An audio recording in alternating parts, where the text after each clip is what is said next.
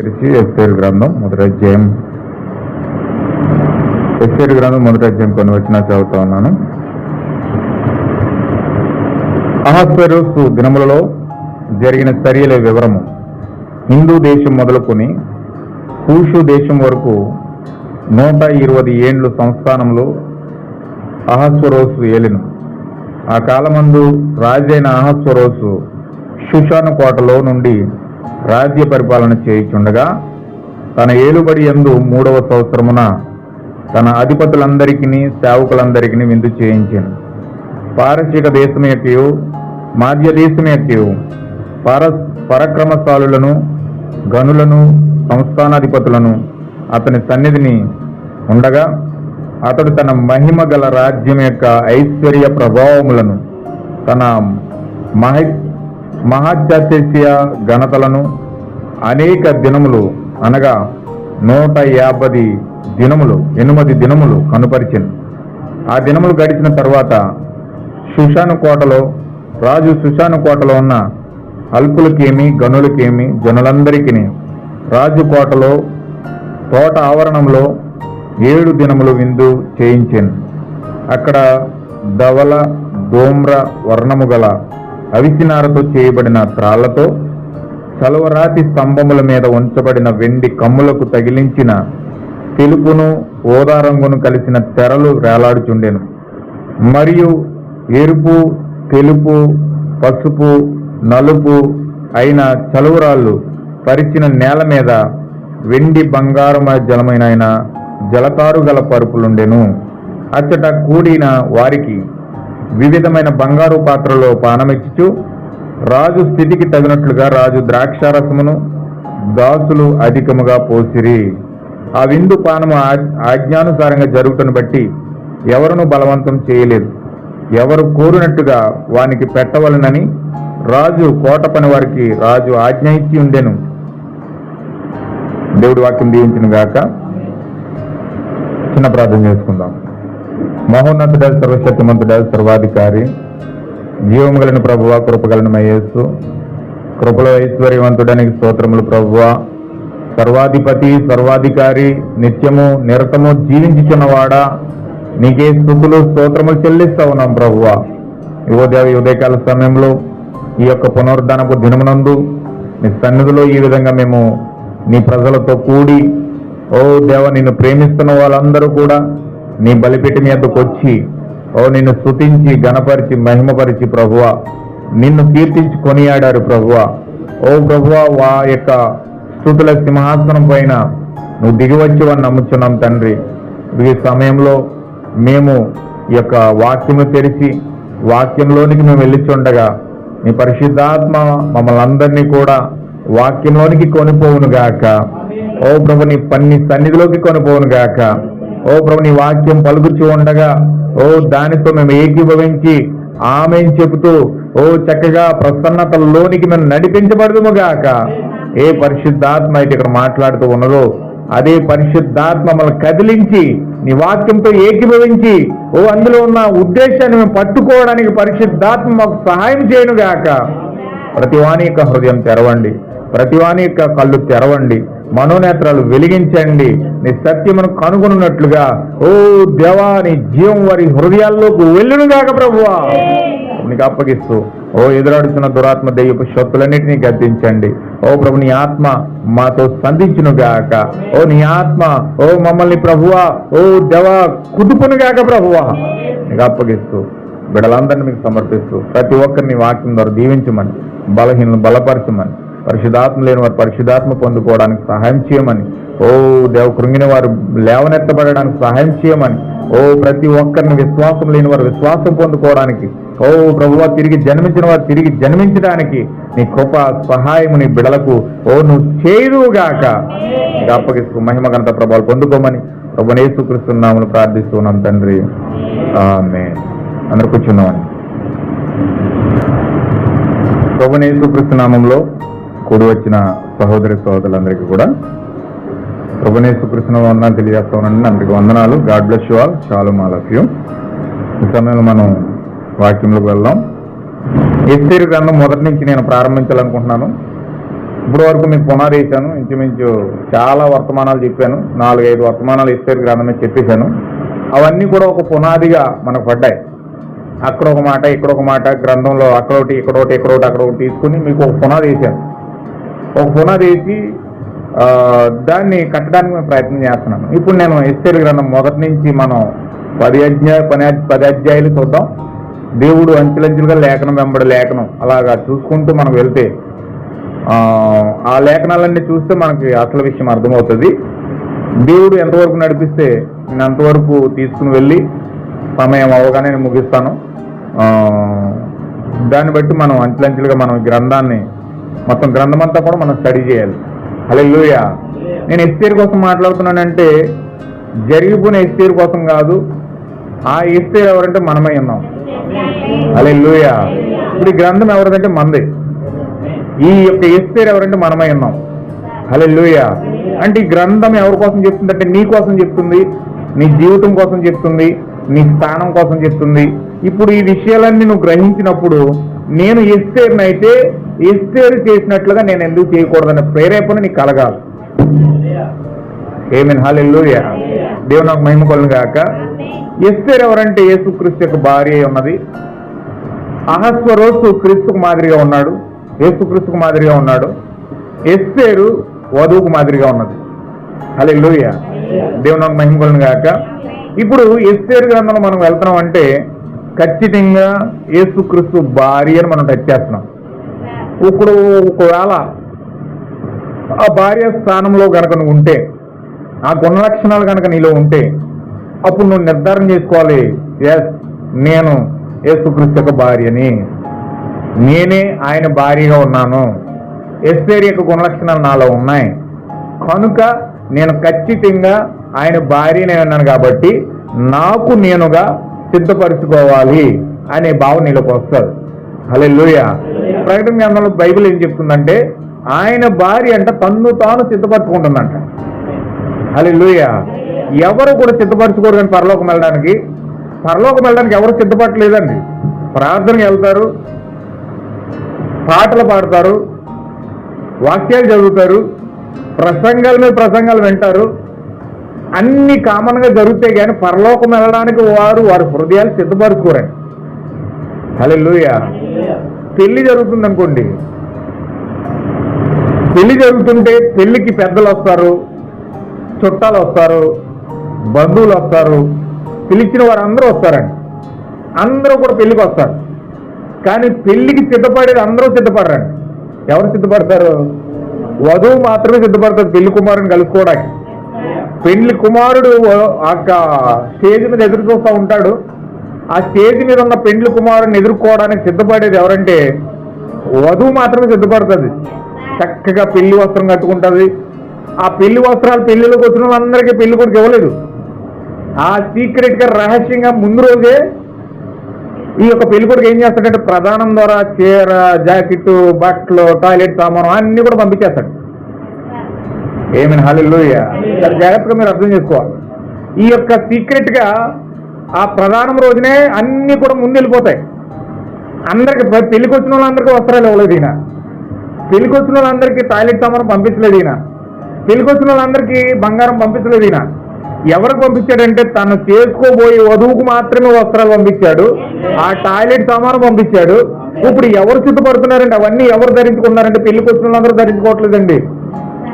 కేవలం పెళ్లి కూతురు మాత్రమే ధరించుకుంటుంది. హల్లెలూయా. ఎందుకంటే పెళ్లి కొడుకు పంపించిన వస్త్రాలు పెళ్లి కూతురు దగ్గర మాత్రమే ఉంటాయి. ఏమా ఇప్పుడు ప్రపంచంలో ఉన్న క్రైస్తవులందరూ కూడా సిద్ధపడట్లేదు పరలోకం వెళ్ళడానికి. ఎందుకంటే క్రైస్తవులందరికీ దేవుడు వస్త్రాలు పంపించలేదు. ఎవరికి పంపించాడంటే దేవుడు ఎవరినైతే పరలోకం తీసుకెళ్లాలనుకుంటున్నాడో, ఎవరినైతే వధువుగా చేయాలనుకుంటున్నాడో వారికి మాత్రమే పెండ్లి వస్త్రాలు పంపించాడు. ఆ పెండ్లి వస్త్రాలు ఏంటంటే నీతి వస్త్రాలు. హల్లెలూయా. ఇప్పుడు ఎవరైతే సిద్ధపడుతున్నారో వారు మాత్రమే పెండ్లి వస్త్రాలు ధరించుకొని వారు పరలోకం వెళ్ళడానికి సిద్ధపడతారు. అందుకే చర్చికి వెళ్ళిన వాళ్ళందరూ క్రైస్తవులు కాదు, బైబిల్ పట్టుకున్న వాళ్ళందరూ క్రైస్తవులు కాదు, పాటలు పాడిన వాళ్ళందరూ క్రైస్తవులు కాదు, లేకపోతే వాక్యము ప్రసంగించిన వాళ్ళందరూ క్రైస్తవులు కాదని ఎందుకు చెప్తున్నారంటే అందుకే చెప్తున్నారు. హల్లెలూయా. ఒక బాహ్యమైన పెళ్లి ఎలా జరుగుతుందో ఆత్మ సంబంధమైన పెళ్లి కూడా అలాగే జరుగుతుంది.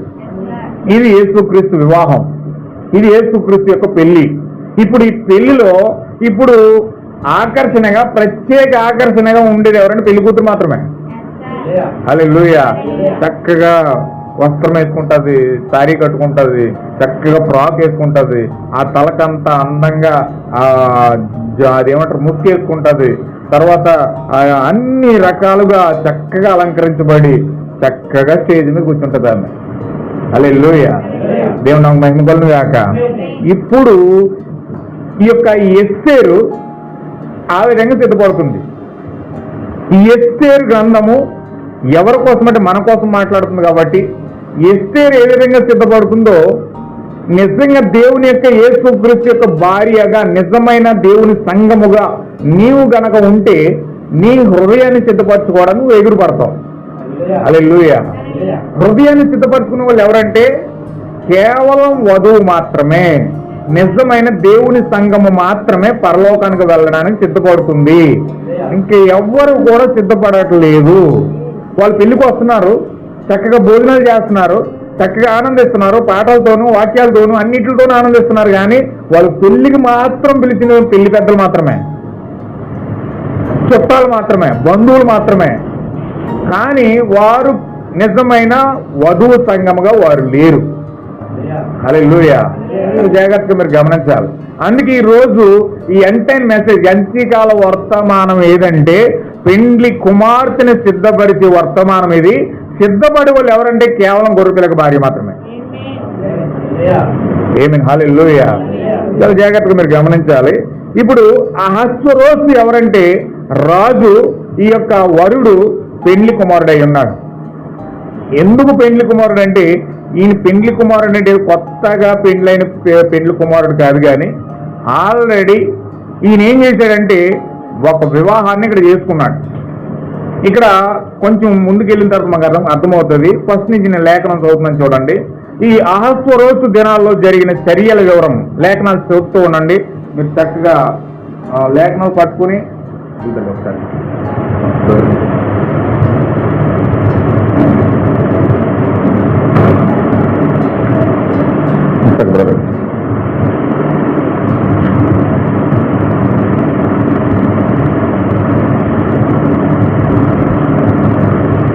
లేఖనాలు చూస్తూ చదువుతూ మీరు వాక్యం వెంబడి వాక్యం మీరు పట్టుకోవాలని మీకు ప్రభువైన యేసుక్రీస్తునామములో మనవి చేస్తా ఉన్నాను. అహస్వరోసు దినములలో జరిగిన చర్యల వివరం. హిందూ దేశం మొదలుకొని కూషు దేశం వరకు 127 సంస్థానాలు అహస్వరోసు ఏలెను. ఆ కాలమందు రాజైన అహస్వరోసు షుషాను కోటలో నుండి రాజ్య పరిపాలన చేయుచుండగా, ఈ అహస్వరోసు యేసుక్రీస్తుకు మాదిరిగా ఉన్నాడు కాబట్టి ఈయన 127 సంస్థానాలకి ఒక మాదిరిగా ఉన్నాడు. హల్లెలూయా. 127 సంస్థానాలకు ఒక రాజు. ఈ 127 మనం కూడితే 1 + 2 + 7 ఎంత వస్తుందంటే 10 వస్తుంది. హల్లెలూయా. ఈ 10 ఎవరిని సూచిస్తుందంటే ఒకసారి మనము ప్రకటన గ్రంథం 10వ అధ్యాయం చూస్తే ఒకసారి మీరు చూడండి.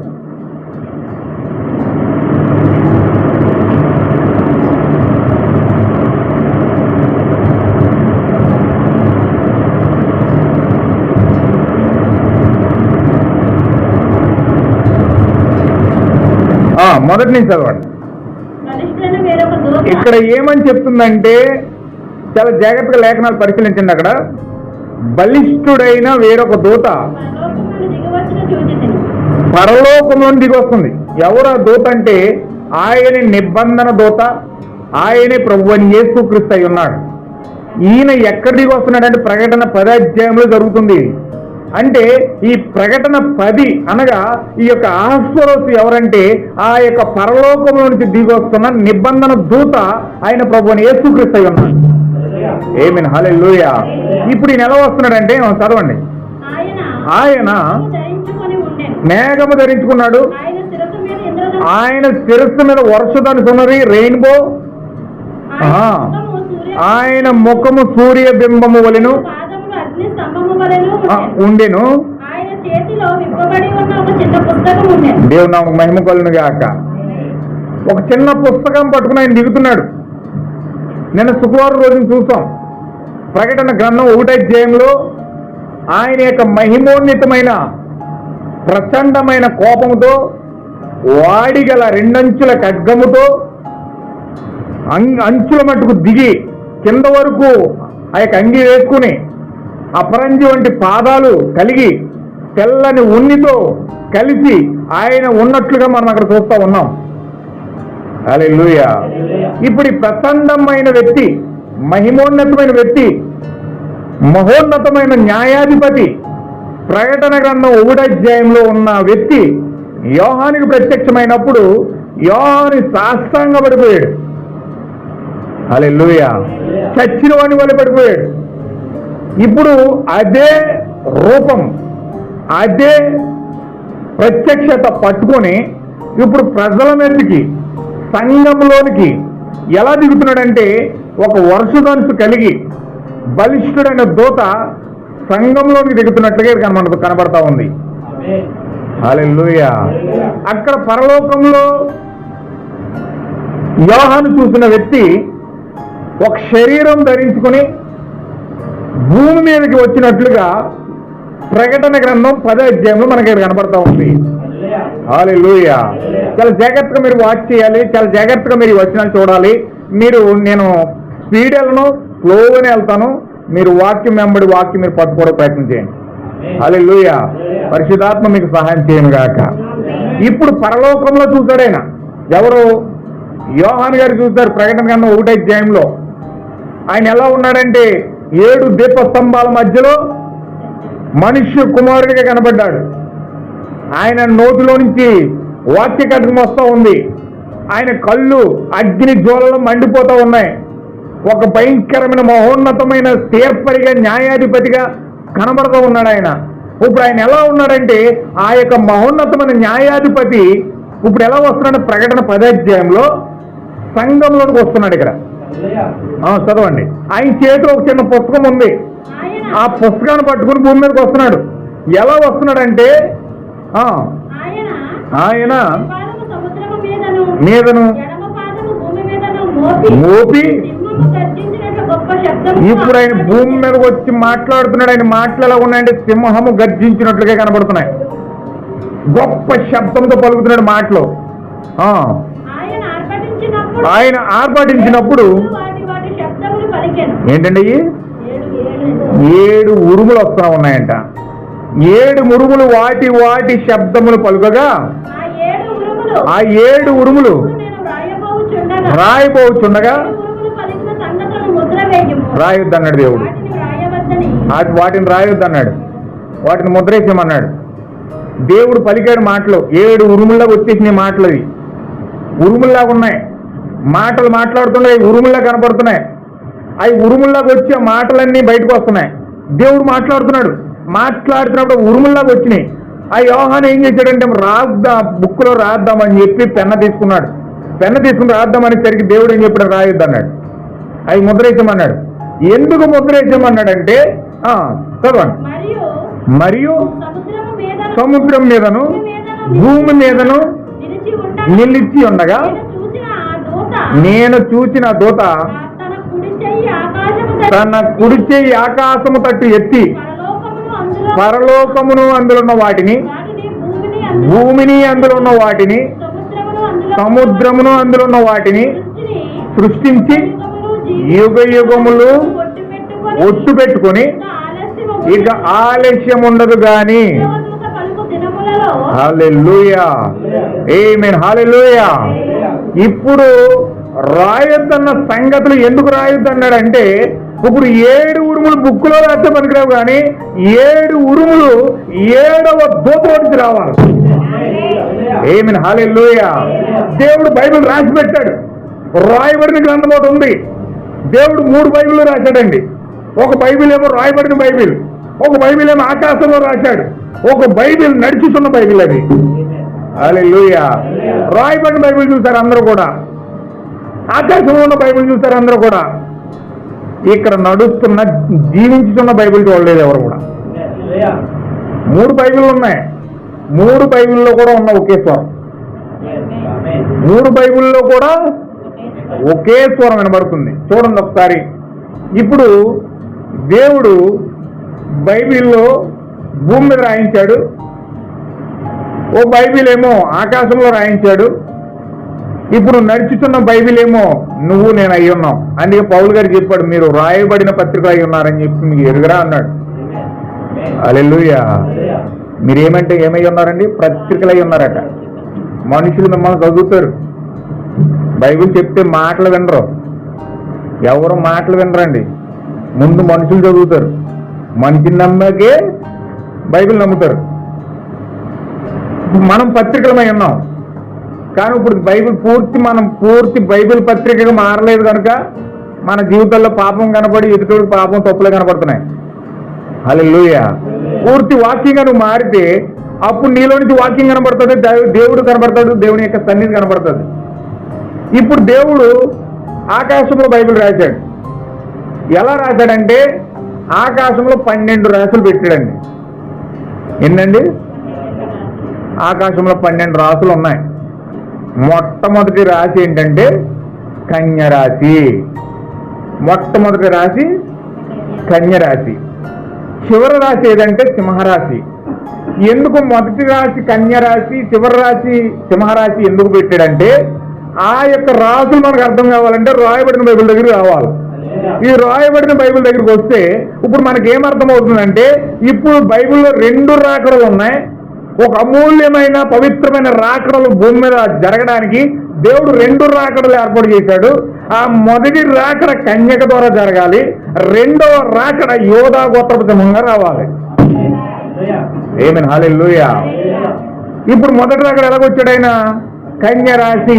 అంటే కన్యరాశిలో ఏం చూపెడుతుందంటే ఒక వర్జిన్, ఒక పురుషుని కలవని స్త్రీ, ఒక కన్యగా ఉన్న స్త్రీ, ఈమె పవిత్రాత్మ చేత పరిశుద్ధాత్మ చేత దేవుని చేత ప్రెగ్నెంట్ అయ్యి పాపం అనే కార్యం లేకుండా కన్యక గర్భవతి కుమారుని కంటుంది అని యెషయా చెప్పాడు. హల్లెలూయా. అంటే కన్యరాశి ఏం చూపెడుతుంది? ఆకాశంలో రాకడ చూపెడుతుంది. అందుకే ఆస్ట్రాలజీ చదివిన వాళ్ళు చెప్తారండి. ఆస్ట్రాలజీ చదివిన వాళ్ళు ఏం చేస్తారంటే 3 నక్షత్రాలు కన్యరాశి జరిగినప్పుడట, కన్యరాశి భూమి మీద జరిగినప్పుడంట 3 నక్షత్రాలు కలిపి ఏక నక్షత్రంగా మారుతాయట. 3 నక్షత్రాలు కలిపి ఏక నక్షత్రంగా మారుతున్నప్పుడు అప్పుడు ఏంటంటే ఏం జరుగుతుందంటే దేవుడు భూమిపైకి వస్తున్నాడు అని ఒక సూచన ఆకాశంలో కనబడుతుంది. అది నక్షత్రం యొక్క మ్యాగీలు చెప్పే ఆలోచన అన్నమాట, అంటే జ్ఞానులు చెప్పే ఆలోచన అన్నమాట. అందుకే యేసుక్రీస్తు పుట్టినప్పుడు 3 నక్షత్రాలు కలిపి ఏక నక్షత్రంగా మారుతుంటే భూమిపైన ఉన్న ఆ జ్ఞానులు ఏం చేశారంటే ఆకాశాలు చూసి ఆ నక్షత్రాలు చూసి 3 నక్షత్రాలు కలిపి ఏక నక్షత్రంగా మారినాయి. ఆ నక్షత్రం మారిందంటే దేవుడు భూమిపైకి వచ్చాడు, ఆయన ఎక్కడ పుట్టాడని చెప్పి గ్రంథాలన్నీ తిరిగేస్తే ఆయన యెరూషలేములో పుట్టాడని తెలిసింది. హల్లెలూయా. వెంటనే ప్రయాణం కట్టారు వాళ్ళు. వెంటనే ప్రయాణం చేసుకుంటూ ఆ యొక్క 2 సంవత్సరాలు ప్రయాణం చేశారంట. 2 సంవత్సరాలు ప్రయాణం చేసుకుంటూ యెరూషలేముకి వెళ్ళారంట. వాళ్ళకి దారి చూపించింది ఎవరంటే ఆ 3 నక్షత్రాలు కలిపి ఏక నక్షత్రంగా మారిని చూసారా? మనం ఏమంటాం అంటే తోక నక్షత్రం అంటాం. అందుకే ఆ నక్షత్రం దారి చూపించింది కూడా అందరూ నక్షత్రాలు ఎడతారు ఇళ్ళల పైన. క్రీస్తునేడు పుట్టనని చెప్పడానికి నక్షత్రాలు ఇళ్ళల పైన ఎందుకు ఎత్తుకుంటారంటే ఆ నక్షత్రం త్రోవ చూపించింది అని. ఇప్పుడు ఆ నక్షత్రం త్రోవ చూపించుకుంటూ యెరూషలేముకి వెళ్ళింది. యెరూషలేముకి వెళ్ళిన తర్వాత మాయమైపోయింది, కనపడలేదు వాళ్ళకి. ఇదేంటి యెరూషలేముకి వచ్చిన తర్వాత యెరూషలేముకి వచ్చేసాం కదా నక్షత్రం ఏదంటే యెరూషలేముకి వెళ్ళిన తర్వాత నక్షత్రం కనపడతలేదు, దారి తప్పిపోలేదు. ఎక్కడ యేసుక్రీస్తు పుట్టాడు తెలియట్లేదు వీళ్ళకి. వెంటనే హేరోదు రాజు దగ్గరికి వెళ్ళారు. హేరోదు రాజు దగ్గరికి వెళ్ళి యూదుడు రాజు ఎక్కడెక్కడ పుట్టాడంట కదా అంటే ఇంతకీ ఎక్కడో ఇండియాలో ఉన్న ప్రజలకు తెలిసింది, నక్షత్రాలు చూసి యేసుక్రీస్తు పుట్టాడన్న సంగతి తెలుసుకున్నారు వాళ్ళు. కానీ సాక్షాత్తు దేవుని ప్రజలు, దేవుడు నమ్ముకున్న ప్రజలు అక్కడే ఆయన పుడితే ఆ ప్రజల్లో ఉన్న ఎవరికి కూడా దేవుడు పుట్టాడన్న సంగతి తెలియలేదు. గొప్ప విషయం అది. హల్లెలూయా. ఈరోజు కూడా చాలా మంది చర్చిలకు వెళ్తున్నారు, సంఘాలకు వెళ్తున్నారు, కానీ యేసుక్రీస్తు వధువులో పుట్టాడన్న సంగతి ఎవరికి తెలియట్లేదు. ఆ రోజు పుట్టాడన్న సంగతి తెలిసిన ప్రజలకు తెలియదండి. ఇండియాలో ఉన్న ప్రజలు జ్ఞానులు తెలిసింది. ఎందుకు జ్ఞానులు తెలిసిందంటే ఆకాశంలో ఉన్న నక్షత్రాలు చూశారు కాబట్టి, ఆ 3 నక్షత్రాలు కలిపి ఏక నక్షత్రంగా మారినాయి కాబట్టి మెస్సియా పుట్టేశాడు, దేవుడు పుట్టేశాడు, దేవుడు భూమికి వచ్చేశాడు. ఆయన ఎక్కడున్నాడని గంధాలు తిరిగేస్తే ఆయన ఎక్కడ పుడతాడు? అక్కడ మేకా చెప్పాడు, ఆయన బెత్లెహేంలో పుడతాడని. వెంటనే బెత్లెహేం వెళ్ళిపోయి అక్కడ యూదా రాజుని దగ్గరికి వెళ్ళారు. యూదుల రాజు ఉన్నాడు, అక్కడ యూదులను పరిపాలిస్తున్న హేరోదు రాజు ఉన్నాడు. ఇక్కడ యూదుల రాజు పుట్టాడంటే, ఓయ్ నేను కదా రాజుని, ఇంకో రాజు ఎక్కడి నుంచి వచ్చాడు? నేను రాజుని, మీరు రాజు పుట్టారన్నారేంటి? ఇంకెంటనే కోపం వచ్చేసింది, మీ కుటుంబానికి కోపం వచ్చేసింది. రాజు పుట్టాడంటే అంటే నా రాజ్యం పడిపోతానమాట, నా స్థానం పడిపోతానమాట, అంటే నేను ఇంకా అయిపోతాను, నా పని అయిపోయింది అనమాట అనుకుని ఇతను ఏం చేశాడు? కుయ్యెత్తుగా ఆ యొక్క పుట్టిన వ్యక్తి ఎవరో తెలుసుకుని చంపేద్దామని ప్లాన్ వేసేసాడు. వీళ్ళ దగ్గరకు వచ్చి అంటాడు, ముందు మీరు వెళ్ళి ఆ ప్లేస్ ఎక్కడ కొనుక్కుని నాకు కూడా చెప్పండి, మీరు ఆరాధించినట్టుగానే నేను కూడా ఆరాధిస్తానని చెప్పాడు. పుట్టిదే అది లోపల నుంచి వచ్చిన మాట కాదు, అది హృదయపూర్వకంగా వచ్చిన మాట కాదు.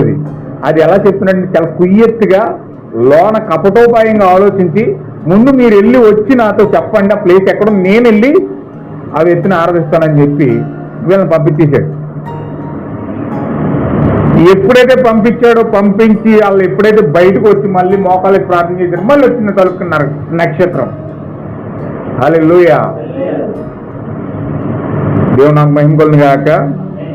అందుకే ఈరోజు సంఘ శాఖల్లో యేసుక్రీస్తు ఎక్కడ పుట్టాడు తెలియట్లేదు. సంఘ శాఖలకు వెళ్ళామనుకోండి నక్షత్రం మిస్ అయిపోతుంది, నక్షత్రం కనపడతలేదు. సంఘ శాఖలో నక్షత్రం లేదు. నక్షత్రం ఈ సంఘ శాఖల్లో లేక వాళ్ళు ఆ గ్రంథాలను ఏదో పద్యాల కింద చదువుకుంటున్నారు కానీ, పాఠాల కింద చెప్పుకుంటున్నారు కానీ, కథల కింద చెప్పుకుంటున్నారు కానీ, అందులో ఉన్న పూర్తి అర్థం వాళ్ళు గ్రహించలేక, దారి చూపే నక్షత్రం లేక వాళ్ళు అందులోనే సతమతం అయిపోతూ ఉన్నారు. హల్లెలూయా. ఈరోజు సంఘ శాఖలకి ఎందుకు ప్రత్యక్షత లేదంటే, ఎందుకు దేవుని యొక్క మార్గం తెలియట్లేదంటే వాళ్ళకి త్రోవ చూపే నక్షత్రం లేదండి. ఆమేన్. హల్లెలూయా. దేవుని యొక్క మహాకృపను బట్టి ఎవరైతే జ్ఞానులుగా ఉన్నారో వారికి నక్షత్రం ఉంది, ఆ నక్షత్రం నడిపిస్తా ఉంది. వీళ్ళు ఎప్పుడైతే సంఘం నుంచి బయటకు వచ్చారు, ఆచారం బయటకు వచ్చారు, సిద్ధాంతం బయటకు వచ్చారు, అప్పుడు వీళ్ళకి తెలిసిందనమాట నక్షత్రం ప్రత్యక్షం అవగానే, అమ్మో వీళ్ళకి ప్రత్యక్షం వీళ్ళకి, అమ్మో వీళ్ళకి దగ్గర ఏమి లేదు, పైకి డబ్బాలుగా మాట్లాడుతున్నారు తప్ప వీళ్ళ దగ్గర ఏమి లేదని చెప్పి బయటకు వచ్చిన వెంటనే నక్షత్రాన్ని చూశారు. ఆ నక్షత్రాన్ని పట్టుకుంటే నక్షత్రం నేరుగా యేసుక్రీస్తు ఏ పాకలైతే పరుండు పెట్టబడ్డాడో అక్కడికి ఆ నక్షత్రం తీసుకెళ్ళిపోయింది. హల్లెలూయా. నక్షత్రాన్ని వెంబడించకపోతే ఈరోజు యేసుక్రీస్తు మార్గం తెలియదండి. ఆ నక్షత్రం ఎవరంటే దేవుని యొక్క మహాకృపను బట్టి ముందుకు వెళ్దాం. దేవుడు స్పష్టంగా మనకు ఆ విషయాలన్నీ పూర్తిగా తెలియజేయాలి. హల్లెలూయా. ఇప్పుడు ఈ యొక్క ప్రకటన గ్రంథంలో ఈ యొక్క మహోన్నతమైన వ్యక్తి, గొప్ప న్యాయాధిపతి 7 ఉరుములు పలికితే రాయొద్దని చెప్పాడు యోహానికి. ఎందుకు రాయొద్దయ్యా, దేని కొరకు రాయొద్దని అతనేం ప్రశ్నించలేదు. దేవుడు ఎందుకు రాయొద్దు అన్నాడంటే, ఇప్పుడు ఆ మహోన్నతమైన ప్రచండమైన న్యాయాధిపతి ఎక్కడికి వస్తున్నాడంటే, చదవండి అక్కడ ఒకసారి. 7వ దూత పలుకు దినములలో, ప్రకటన గ్రంథం 10:7 7వ దూత పలుకు దినములలో అతడు సువార్త ప్రకటించుచుండగా దేవుడు పలికిన 7 ఉరుముల మర్మమంతయు కూడా ఆ యొక్క నోటి ద్వారానే పలకబడతా ఉంది. ఇప్పుడు బుక్ లో రాయట్లేదు, అది నోటి ద్వారా పలకబడుతుంది. ఇప్పుడు ఆకాశంలో రాసిన బైబిల్, ఈ యొక్క రాయబడిన బైబిల్ ఇక్కడ రూఢి చేయబడతా ఉంది. హల్లెలూయా. మరొక బైబిల్ రాశాడు దేవుడు, పిరమిడ్లో రాశాడు. హల్లెలూయా. పిరమిడ్లో బైబిల్ రాశాడు దేవుడు. మీరు పిరమిడ్ చూస్తే అది ఆకాశానికి 3 నక్షత్రాలు ఉంటాయండి. అక్కడ 3 పిరమిడ్లు ఉంటాయి.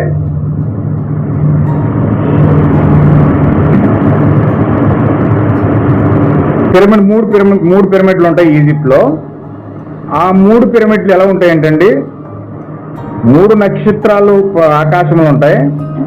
ఆ 3 నక్షత్రాలను క్రాస్ చేసినట్లుగా ఒక పిరమిడ్ నీడ ఇంకొక పిరమిడ్ పెడతాడు.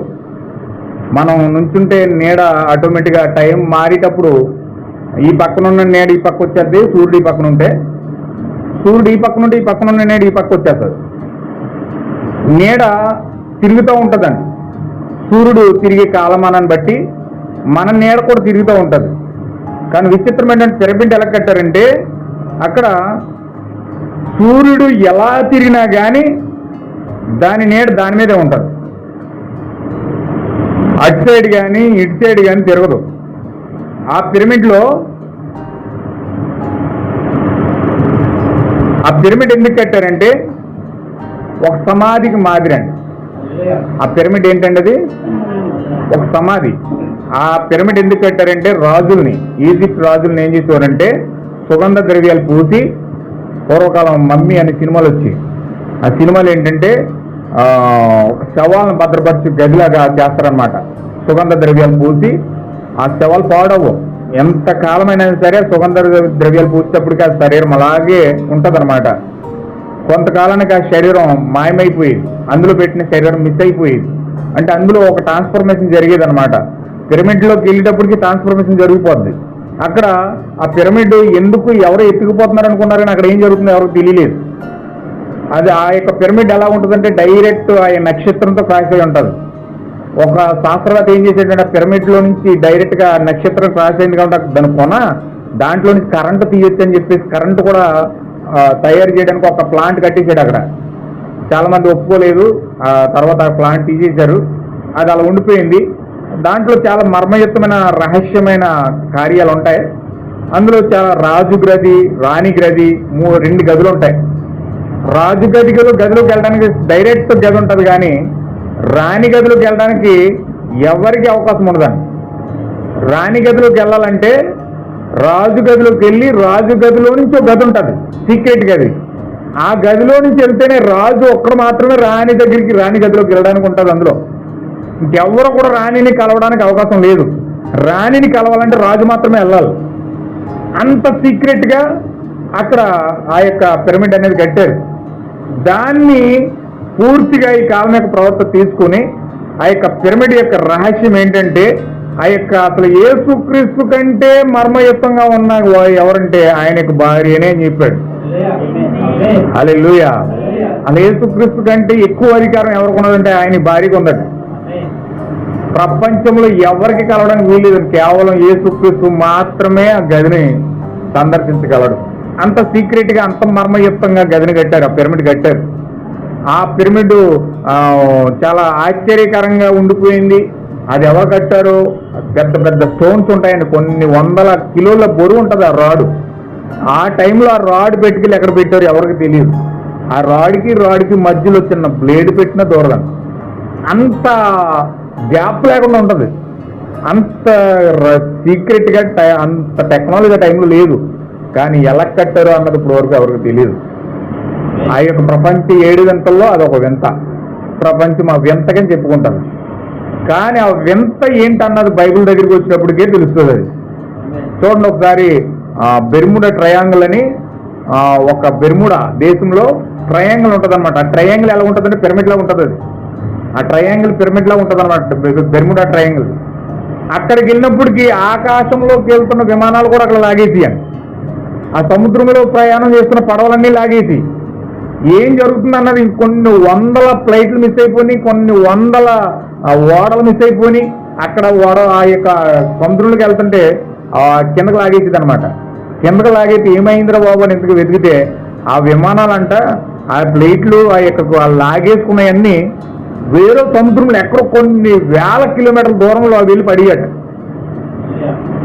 అంత ఫోకస్, అంత ఫోర్స్ ఆ యొక్క బెర్ముడా ట్రయాంగిల్ లాగేసుకుని లోపలికంట తీసుకెళ్ళి ఎక్కడో పడేసిందట.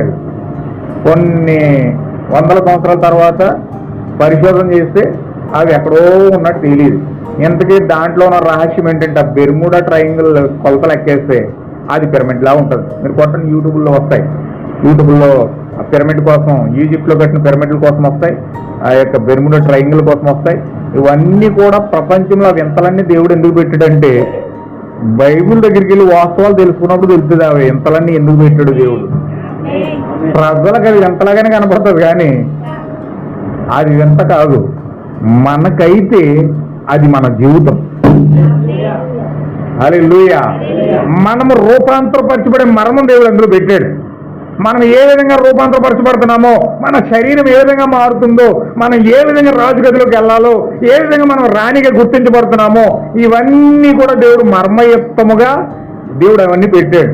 దేవుడి యొక్క మహాకృపను బట్టి ఈ విషయాలన్నీ మనకు ఎలా తెలుస్తున్నాయంటే, ఇప్పుడు దేవుడు మర్మంగా ఉంచిన 7 ఉరుములన్నీ కూడా ఒక 7వ దూత ద్వారా పలుకుతున్నాడు. ఆమేన్, హల్లెలూయా.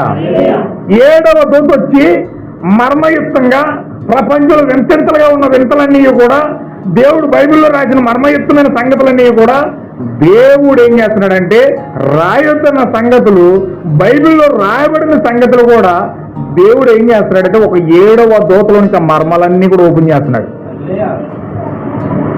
ఇప్పుడు మనం ఏం చేస్తున్నామంటే ఈ 7వ దూత యొక్క వర్తమానం విని అసలు ప్రపంచంలో ఈ మర్మాలన్నీ ఈ ఎంతలన్నీ ఎందుకు ఉన్నాయి, ఈ యొక్క కార్యాలన్నీ ఎందుకు జరుగుతున్నాయి, ఇవన్నీ గుర్తించి గమనించి మనము ఆ యొక్క నిజమైన స్థానంలోకి వెళ్ళడానికి దేవుడు మనకు దారి చూపిస్తున్నాడు. ఇప్పుడు ఆ యొక్క అహస్వరోజు ఎవరో కాదు, కానీ ప్రభువు యేసుక్రీస్తు అయి ఉన్నాడు. యేసుక్రీస్తే ఒక మనిషిలోకి వచ్చి ఈ యొక్క మర్మాలన్నీ కూడా బయలుపరుస్తాడు. ఇప్పుడు ఆ యొక్క రహస్యాలన్నీ కూడా మర్మయుక్తంగా చూపిస్తున్నాడు. ఏంట మర్మయుక్తాలంటే, ఇక్కడ ఈ యొక్క 127 సంస్థానాలు అనగా ప్రకటన 10వ అధ్యాయమై ఉన్నది. ఇప్పుడు ఆ 10వ అధ్యాయంలో ఉన్న అసలైన క్రీస్తు వచ్చి, ఈ ఆస్వరోసు యొక్క సాదృశ్యం ఉన్న నిజమైన క్రీస్తు వచ్చి, నిజ స్వరూపం వచ్చి ఇప్పుడు అక్కడ ఏం చేస్తుందంటే సుసాను కోటలో రాజ్య పరిపాలన చేస్తా ఉన్నాడు. ఏదా సుసాను కోట అంటే దేవుని యొక్క శరీరమై ఉన్నది. దేవుని యొక్క శరీరంలో నుంచి, ఏర్పాటు చేయబడిన శరీరంలో నుంచి దేవుడు ఏం చేస్తున్నాడు? రాజ్య పరిపాలన చేస్తున్నాడు. రాజ్య పరిపాలన చేసి ప్రభువు యేసుక్రీస్తు ఒక మనిషిలోకి వచ్చి ఇప్పుడు దేశం మీద పరిపాలన చేస్తున్నాడు. ఏ పరిపాలన అంటే ఇది ఆత్మ సంబంధమైన పరిపాలన. హల్లెలూయా. ఇలా అన్నాడు, ఏమన్నాడంటే, నువ్వు రాజువా? నేను రాజునే, మరి రాజ్య పరిపాలన చేయొచ్చు కదా, ఆ రాజ్యం పరిపాలించవచ్చు కదా అని పిలాతు అడుగుతున్నాడు. అప్పుడు యేసుక్రీస్తు అన్నాడు, నీ రాజ్యం వేరు, నా రాజ్యం వేరు. హల్లెలూయా. ఏమంటున్నాడండి? నీ రాజ్యం వేరు, నా రాజ్యం వేరు. నీ రాజ్యం భౌతికంగా ప్రపంచం కనిపించే రాజ్యం వేరు, నా రాజ్యం ఆత్మ సంబంధమైన రాజ్యం. ఈ ఆత్మ సంబంధమైన రాజ్యంలో నేనే రాజుని. ఇప్పుడు దేవుడు ఏ రాజ్యం కోసం అయితే మాట్లాడుతున్నాడో, యేసుక్రీస్తు పిలాతు ముందు ఏ రాజ్యం కోసం అయితే చెప్పాడో ఆ రాజ్యమును తీసుకుని, ఆ పరలోకపు రాజ్యాన్ని తీసుకుని భూమి మీద వస్తా ఉన్నాడు. యేసుక్రీస్తు చెప్తున్నాడు, ఏమయ్యా ఏంటి పరలోక రాజ్యం వెళ్ళాలని కోరుకుంటారా? ఆ రాజ్యం ఇప్పుడు మీ మధ్యలో ఉంది అన్నాడు. ఇప్పుడు మనము పరలోక రాజ్యం యొక్క స్థలాలలో, పరలోకపు స్థలాల్లో మనం కూర్చుండబెట్టబడ్డాం. ఎందుకంటే మన పరలోకపు రాజు ఈ భూమి మీదకి వచ్చాడు. ఏ విధంగా అంటే ఒక మనిషిలోకి దిగి, 7వ దూతలోనికి దిగి ఇప్పుడు ఆయన రాజ్య పరిపాలన చేయడానికి వస్తున్నాడు. ఆయన రాజ్యంలో ఉన్న పిల్లలందరినీ పోగేస్తున్నాడు. హల్లెలూయా. కొంచెం జాగ్రత్తగా, మరి నేను కొంచెం లోపలికి వెళ్ళిపోతున్నాను. దేవుడు అలా నడిపించేస్తున్నాడు, నాకు తెలియట్లేదు. ఏమో ఎవరు ఎలా లాగుతున్నారు నాకేం తెలుసు. ఆశ గల ప్రాణాన్ని దేవుడు తృప్తిపరిచే దేవుడు. హల్లెలూయా. నేను ఒక పాత్రను మాత్రమే, మట్టి బొమ్మను మాత్రమే. చూడండి, మౌత్ ఏమి కాదు ఇక్కడ. మాట ఇక్కడ మాట్లాడుతున్న బాక్స్లోంచి వస్తుంది. ఇదేంటి, దీని వైర్ లేదు, ఏమీ లేదు, కానీ ఇక్కడ మాట్లాడుతుంటే బాక్స్లోంచి వస్తుంది. అంటే మౌత్ అనేది ఒక బొమ్మ. ఇప్పుడు నేను మాట్లాడుతున్నాను మాట, కానీ బాక్స్లోంచి వస్తుంది. మాట నాది, కానీ అది బాక్స్లోంచి వస్తుంది. హల్లెలూయా. ఇప్పుడు నేను ఒక బాక్స్గా మాట్లాడుతున్నాను అంతే, మీతో ఒక బాక్స్గా మాట్లాడుతున్నాను, కానీ మాట నాది కాదు, మాట దేవుని దై ఉన్నది. అది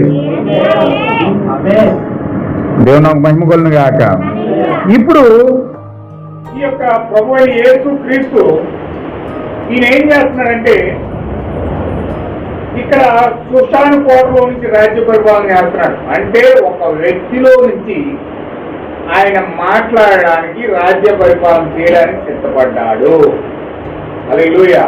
ఇప్పుడు ప్రభు యేసు క్రీస్తు ఎక్కడికి వచ్చాడండి? ఒక శరీరంలోకి వచ్చాడు.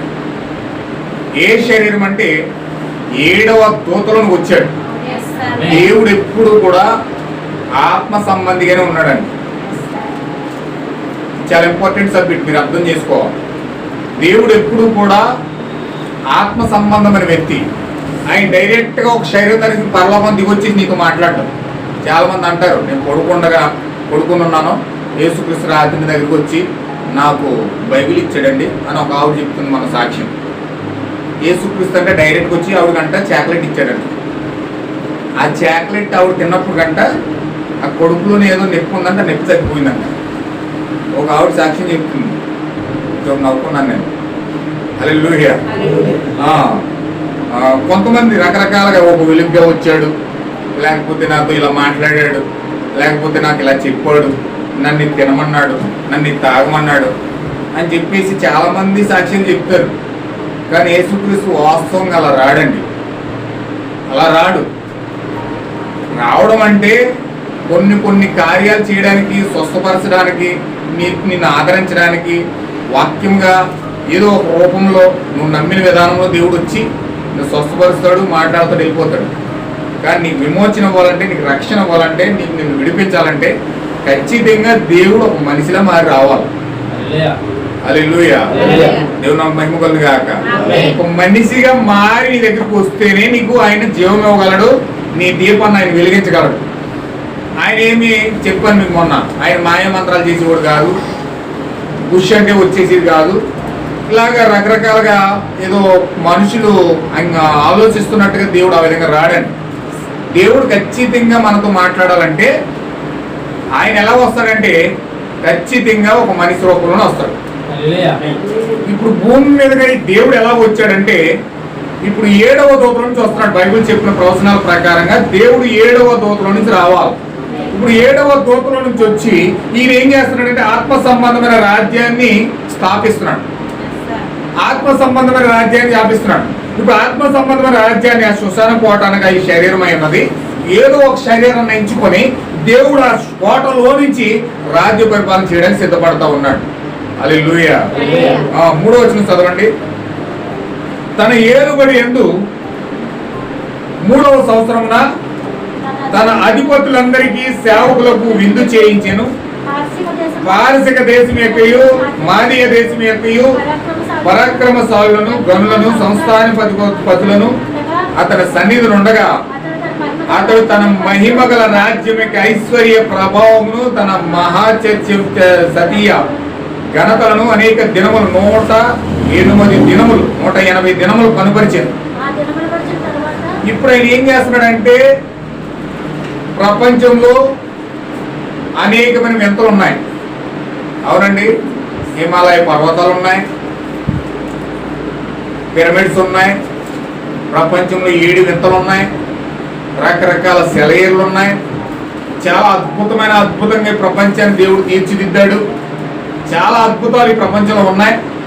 ఎక్కడెక్కడ అగ్ని పర్వతాలు పెట్టాడు, ఎక్కడెక్కడ కొండలు పెట్టాడు, ఎక్కడెక్కడ పర్వతాలు పెట్టాడు, అవి ఎందుకు పెట్టాడు, దేనికోసం పెట్టాడు, ఇవన్నీ కూడా దేవుడు అవన్నీ కూడా మర్మాలన్నీ కూడా బయటపెట్టి ఆ ప్రపంచంలో రాసిన వింతలన్నీ కూడా దేవుడు ఆ యొక్క దేవుని యొక్క సన్నిధిని, తీసుకురావడం కోసం ఎక్కడ దేవుడి సన్నిధిని పెట్టాలి, ఎందుకు పెట్టాలి, యెరూషలేములో మందిరమే ఎందుకు కట్టాలి, ఆ యొక్క యెరూషలేములో ఆ మందిరం ఎందుకు అక్కడ నిర్మించాలి, ఆ యూదా దేశాన్ని ఎందుకు అక్కడ పెట్టాడు, ఆ రష్యా దేశాన్ని ఎందుకు అక్కడ పెట్టాడు, ఆ అమెరికా దేశాన్ని ఎందుకు అక్కడ పెట్టాడు, ఆ ఇండియా దేశాన్ని ఎందుకు పెట్టాడు, ఈ దేశాలన్నీ ఎందుకు ఎడగొట్టబడ్డాయి, ఈ మనుషులందరూ ఎందుకు ఎడగొట్టబడ్డారు, ఈ ప్రపంచం ఎందుకు ఈ విధంగా అతలాకుతలం అవుతా ఉంది.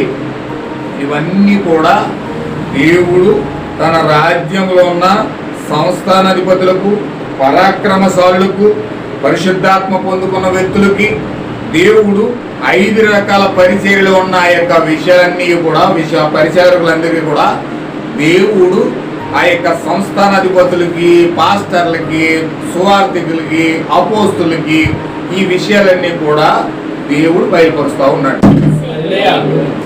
దేవుడు నాకు మహిమగొలును గాక. ఎంతమందికి అర్థమవుతుందండి? ఎందుకు వీళ్ళు బయలుపరుస్తున్నాడంటే వీరి ద్వారానే దేవుని యొక్క సంఘము బలపరచబడాలి. ఎఫెసీ పత్రిక మనం వెళ్దాం. ఎఫెసీ పత్రిక 4వ అధ్యాయము 11వ వచనం.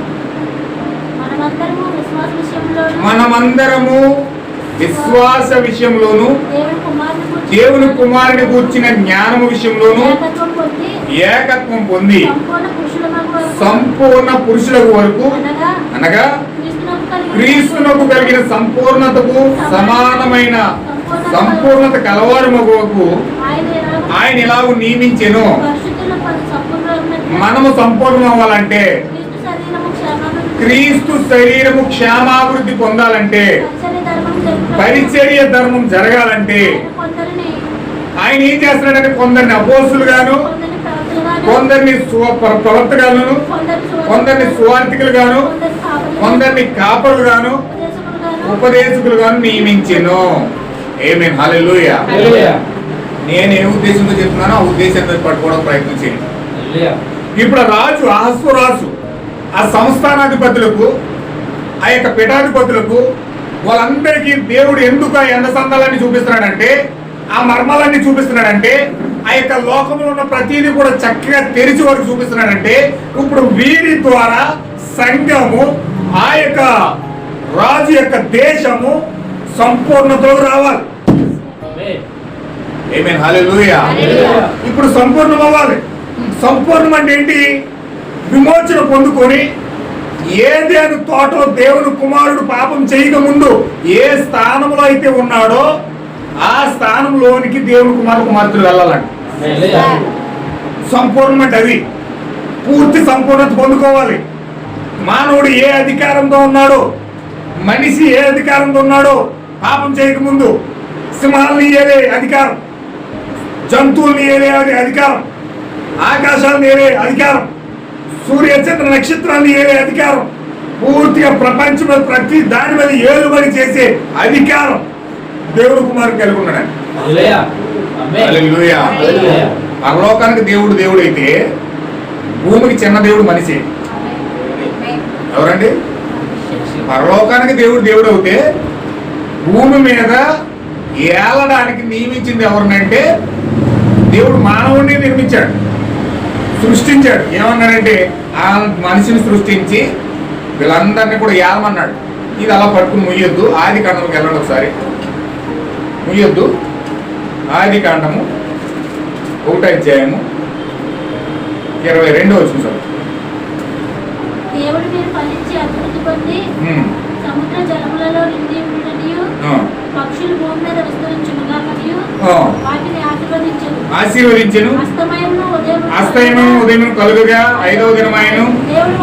దేవుడు వాటి జాతుల ప్రకారం జీవం గల వాటిని అనగా వాటి జాతుల ప్రకారం పశువులను, పురుగులను, అడవ జంతువులను భూమి పుట్టించిన కాక పలికింది. ఆ ప్రకారమై దేవుడు ఆయా జాతుల ప్రకారం అడవి జంతువులను, ఆయా జాతుల ప్రకారం పశువులను, ఆయా జాతుల ప్రకారం నేలను ప్రాకు ప్రతి పురుగును చేసేను. అది మంచిదని దేవుడు చూసాను. దేవుడు మన స్వరూపమందు మన పోలిక చెప్పిన నరులు చేయడము. ఇక్కడ చాలా జాగ్రత్త చదవండి. వారు సముద్రపు చేపలను, ఆకాశ పక్షులను, పశువులను, సమస్త భూమి మీద ప్రాకు ప్రతి జంతువుని. ఇప్పుడు అతని నాయకుడు ఎవరండి? చేపలకి, సూర్యుడికి, చంద్రుడికి, సముద్రానికి, ఏమంటే జంతువులకి, భూమి మీద ప్రతి పాపు, ప్రతి జంతువుకి, ప్రతి దాన్ని ఏలే నాయకుడు ఎవరు? దేవుడు కాదు, మనిషే ఏలాలి. దేవుడు మనిషి కింద ఎట్టాడు అన్ని. చేపలు ఏలే అధికారం మనిషికి ఉంది, జంతువులు ఏలే అధికారం మనిషికి ఉంది, సమస్త సృష్టిని ఏలే అధికారం మనిషికి పెట్టాడు దేవుడు. ఇట్లన్నిటిని వేల మంది దేవుడు మనిషికి పెట్టాడు. హల్లెలూయా. చీమ వచ్చి ఇక్కడ నిలబడంటే నిలబడాలి, కనుక నిలబడుతుందా? జాగ్రత్త వచ్చి కుట్టేసి వెళ్ళిపోతుంది భయమేసి. హల్లెలూయా. దోమ వస్తుంది, జాగ్రత్తగా వచ్చి డెంగ్యూ జ్వరం ఇచ్చింది వెళ్ళిపోతుంది మళ్ళీ, లేకపోతే మలేరియా జ్వరం వచ్చేస్తుంది దోమ కొడుతుంటే. బ్లడ్ లెస్ మొత్తం ప్లేట్లెట్స్ అన్ని పడిపోతున్నాయి దోమ కొడుతుంటే. హాస్పిటల్కి వెళ్ళి ఏం జరిగిందో ప్లేట్లెట్స్ పడిపోయినాయి. ఎందుకు పడిపోయి? దోమ కుట్టేసింది. ఒకప్పుడు దోమ చెప్తే మాటినేది, ఇప్పుడు ఇంట్లో రోగం ఎక్కించి మరి వెళ్ళిపోతుంది. హల్లెలూయా. అంటే దేవుడు ఆజ్ఞాపించాడు, ఇప్పుడు భూమి మీద ప్రాకు పశువులను, జంతువులను, నేల మీద ప్రాకే ప్రతి పురుగుని అన్నిటిని కూడా 50 మంది దేవుడు ఆదాముని ఆ నాయకుడిగా, ప్రతి దానికి నాయకుడిగా పెట్టాడు. అంటే పరలోకానికి దేవుడు అయితే భూమికి నాయకుడు ఎవరంటే ఆదామే ఉన్నాడు, మనిషి ఉన్నాడు. కానీ దేవుని ఆజ్ఞను మీరి పాపము చేసి దేవుడు ఏ అధికారం ఇచ్చాడో, ఏ స్థానం అయితే ఇచ్చాడో దాన్ని పోగొట్టేసుకున్నాడు. పోగొట్టేసుకున్న ప్రతిదీ కూడా మనకి వ్యతిరేకం అయిపోయింది. పులి చంపేద్దాం అనుకుంటుంది, కనపడితే ముక్కలను కొట్టి తినేద్దాం అనుకుంటుంది. అది సింహాన్ని సింహం కూడా చంపేద్దాం అనుకుంటుంది. ఏ జంతువు చూసినా మనమే పగట్టేసింది, నీరు పగట్టేసింది, ఈ భూమి మీద ప్రతిదీ కూడా మనకు పగట్టేసింది. ఎందుకంటే మనము దానిని ఏలే స్థితిలో లేకుండా దానికి భయపడే స్థితిలోకి వెళ్ళిపోయాం మనం. హల్లెలూయా. కొందరికి నీరు చూస్తే భయం, కొంతమందికి సింహాన్ని చూస్తే భయం, కొంతమందికి రకరకాల కార్యాలు, అన్ని భయాలు లోపల ఉంటాయి. హల్లెలూయా. ఎందుకంటే అలాంటి సృష్టి మనం ఏలాలి, మనం సృష్టిని ఏలాలి. కానీ సృష్టిని చూసి మనమే భయపడేటట్టుగా వెళ్ళిపోయి కడకి సృష్టిని నువ్వేళ్ళడం అనే సృష్టికే నమస్కారం చేస్తున్నాను. ఎంత భయంకరం అయిపోయిందో చూడండి. సృష్టి నువ్వేలాలి, చెట్లు నువ్వేలాలి, జంతువులు నువ్వేలాలి, ఏమండి సముద్రం నువ్వేలాలి. నువ్వేళ్తాం కాదు, నువ్వు నీ చేతే ఆరాధించబడుతున్నాయి. దేవుడు అయిపోయాడు, జంతు దేవుడు అయిపోయాడు. ఎవరో ఒక దేవుడు వస్తారు, జంతు మీద ఎక్కేస్తారు, జంతువు దానం పెట్టాలి. చంద్రుడు దేవుడు, సూర్యుడు దేవుడు, ఏమండి సృష్టిని ప్రతిదీ కూడా దేవుడు అయిపోయింది. ఎందుకంటే బయట భయపెట్టేస్తుంది మనల్ని. నీకు దండం పెడతాను, నన్ను వదిలేయమ్మా, నీకు కోనుకు వస్తానే నన్ను వదిలే, లేకపోతే నీ మేకకు వస్తానే నన్ను వదిలే, ఇగో నీకు పశువు రాసి కుంకుమ పెట్టి నీ బొట్లెట్టి నీకు దండం పెడతాను రాయా, నన్ను ఏం చేయక. ఎలాగైపోయింది కడకే నువ్వు వేలవలసిన సృష్టి నీ చేత ఆరాధించబడుతుంది. అంత భయంకరమైన హీన స్థితిలోని మనిషి మారిపోయాడు. దేనికి మారిపోడు అంటే పాపం చేసి పాపానికి దాసులయ్యాడు కాబట్టి, సాతాను మాట వెళ్ళాడు కాబట్టి ఏ సృష్టిని ఏలాలో ఆ సృష్టిని పూజించే స్థితిలోకి వచ్చాడు. దేవుడు నాకు మహిమ కొలను గాక. అది మన స్థానం. ఆదాము ఏ స్థానంలో ఉన్నాడో ఆ స్థానంలో దేవుడు మనం పెట్టాడు. ఆదాము పడిపోడు అన్నప్పుడే మనమందరం కూడా పడిపోయి పాపం చేసి దిగంబరం అయిపోయి ఇప్పుడు ఎలా ఉన్నామంటే నువ్వు నేను కొట్టుకునే స్థితిలోకి వెళ్ళిపోయాం, పాపులు అయిపోయాం, నీచులు అయిపోయాం, దౌర్భాగ్యం అయిపోయాం, భయంకరమైన హీన స్థితిలో పడిపోయాం. ఇప్పుడు అలాంటి స్థితిలో పడిపోయాం కాబట్టి దేవుడు ఇప్పుడు మనల్ని పట్టించుకోని స్థితిలో కనపడినట్లుగా మనకు కనపడుతుంది. దేవుడు ఉన్నాడా లేడు అన్నట్టుగా కనపడుతుంది.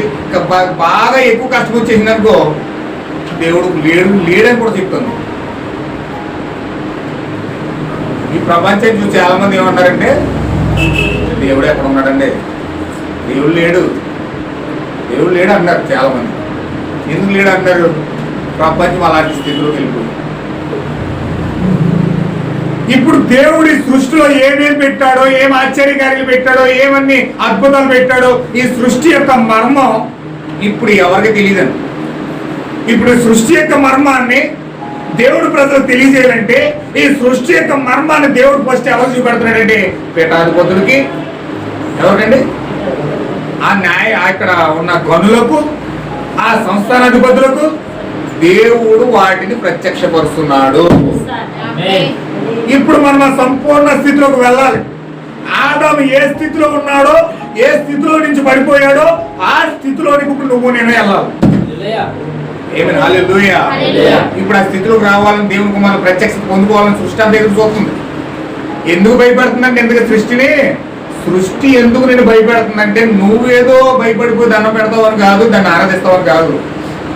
సృష్టి ఎందుకు నీకు భయపెడుతుంది తెలుసండి? సునామీలు వచ్చేస్తున్నాయి, ప్రళయాలు వచ్చేస్తున్నాయి, భూకంపాలు వచ్చేస్తున్నాయి. భూమి ఎందుకు భయపడుతుంది? కంపం వచ్చేసి మింగేసి. సునామీలు ఎందుకు వచ్చేస్తున్నాయి? ఎందుకు భయపడుతుంది? నిన్ను ఎందుకు భయపడుతుందంటే, బాబు నువ్వు పలానా స్థితిలో ఉండేవాడివి ఏదైనా తోటలో, ఆ స్థితిలో నుంచి పడిపోయావు, నువ్వు నన్ను నేలాలి, కానీ నువ్వేనండి దౌర్భాగ్యమైన స్థితిలో పడ్డావు, నువ్వు దయచేసి ఆ యొక్క విమోచన పొందుకొని ఆ స్థితిలోకి వెళ్ళి నన్ను ఏలు, నువ్వు నన్ను ఏలే నాయకుడివి అని చెప్పి సృష్టి అంతా ప్రసవేదన పడి మూలుగుతుందంట. హల్లెలూయా. దేవుని నామం మహిమకలుగాక. చదువుతారా? ఆ మాట కూడా చదువుతాం. నేను ప్రతిదీ బైబిల్ నుంచి చూపించి మీకు మధ్య చూపిస్తాను. చూడండి ఒకసారి. రోమపత్రిక 8వ అధ్యాయము. కొంచెం మీకు ప్రత్యక్షత రావాలంటే నేను లేఖనాలు కూడా మీతో చూపించాలని అనుకుంటున్నాను. నేను నా ఎంతకు నేను వెళ్ళిపోవాలనుకోవట్లేదు.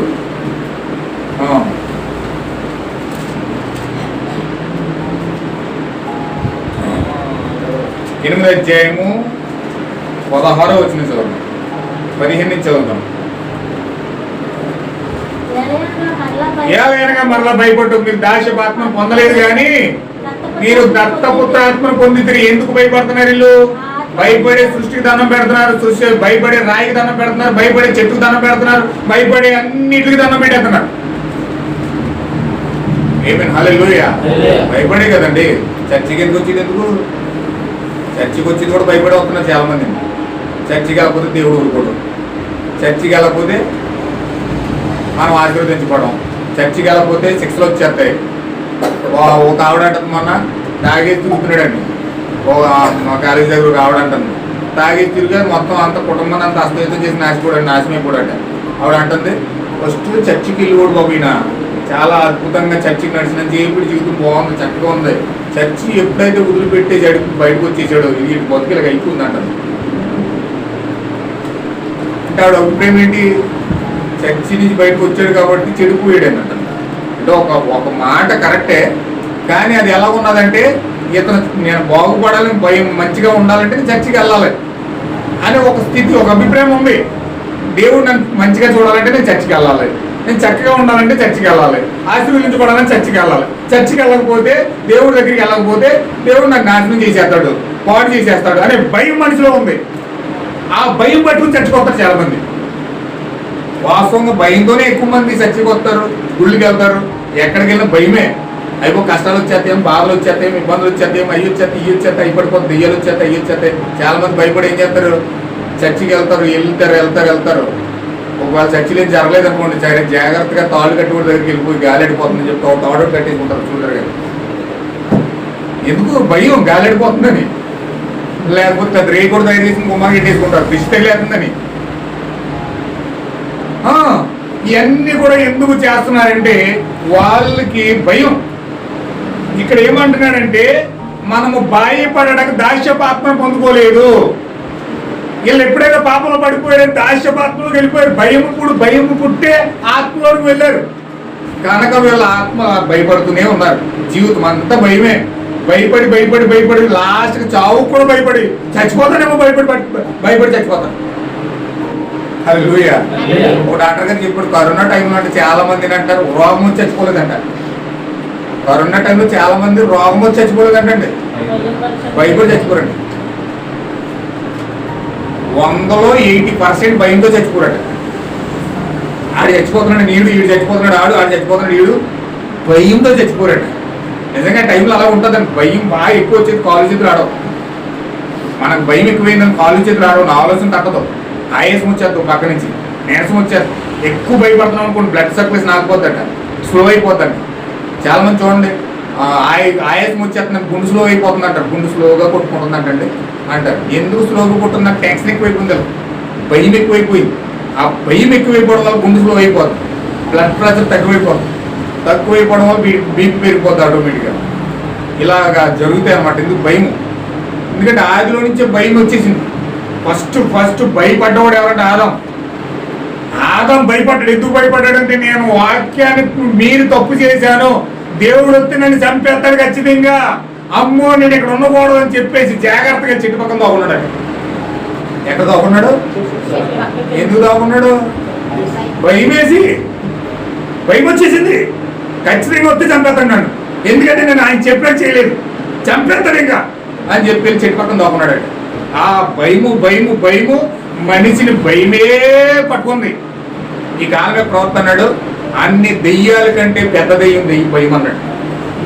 ఏ దెయ్యం అంటే? అన్ని దెయ్యాల కంటే పెద్ద దెయ్యం. లూసిఫర్ కాదు, అన్ని దెయ్యాల కంటే పెద్ద దెయ్యం భయం అంట. సాతానుడు ఇప్పుడు భయపెట్టే చంపుతాడు. వాడు ఆయుధం ఏంటంటే భయం. ఆడు ఏం చేయడు. ఇంకా కొంచెం దిగ్గలమంటారా? ఈ కాలం యొక్క ప్రవక్త 7 ముద్రలు ఇప్పాడు అనమాట. 7 ముద్రలు ఏంటంటే మొదటి ముద్ర లూసిఫర్ రాకడ, సాతాను యొక్క రాకడ. ఈ రాకడ ఎలా జరుగుతుందంటే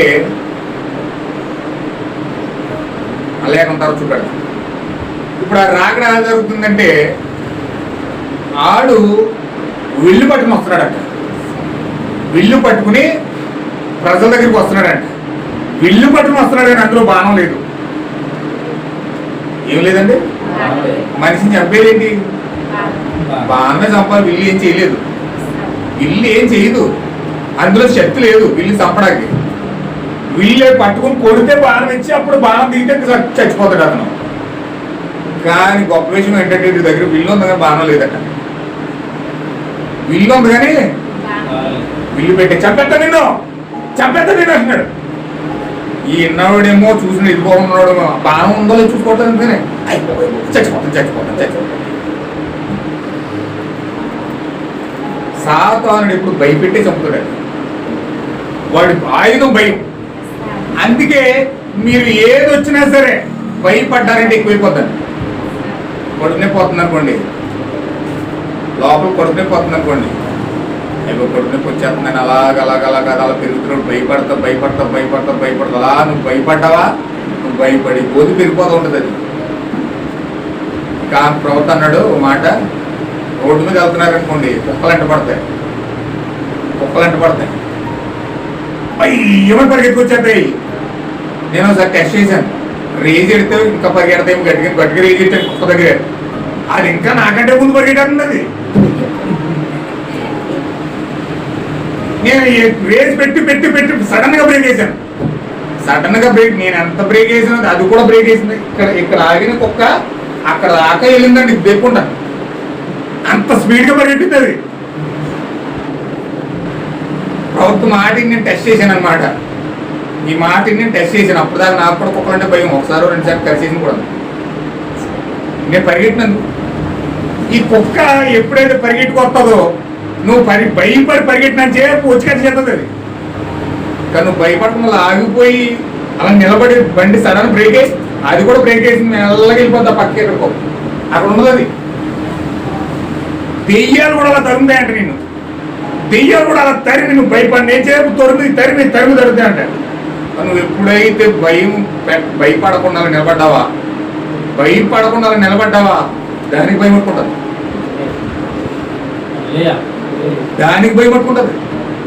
మీరు మొత్తం దాన్ని కొడతగా ఎగడని చెప్పేసి మెల్లగా వెళ్ళిపోతుంది. హల్లెలూయా. ఈ భయం చాలా ప్రమాదం అంట. దీనికోసం నేను తర్వాత మంచి సబ్జెక్ట్ ఒకటి ఉంది, దాన్ని తీసుకుంటాను చెప్తాను. చక్కగా చెప్పాడు ప్రవక్త. ఇప్పుడు మనం దీనికోసం మాట్లాడుతూ వేరే సబ్జెక్ట్ వెళ్ళిపోతాం కాబట్టి ఇప్పుడు దత్తపుత్రత్వం పొందితిమి, ఆ ఆత్మను కలిగిన వారమై మనము అబ్బా తండ్రి అని మొరపెట్టుచున్నాము. మనము దేవుని పిల్లలమని ఆత్మ తానే మన ఆత్మతో కూడా సాక్ష్యం ఇచ్చుచున్నాడు. మనము పిల్లలమైతే వారసులము, అనగా దేవుని వారసులము, క్రీస్తుతో కూడా మహిమ పొందుటకు ఆయనతో కూడా శ్రమపడిన ఎడల క్రీస్తుతోడి వారసులము.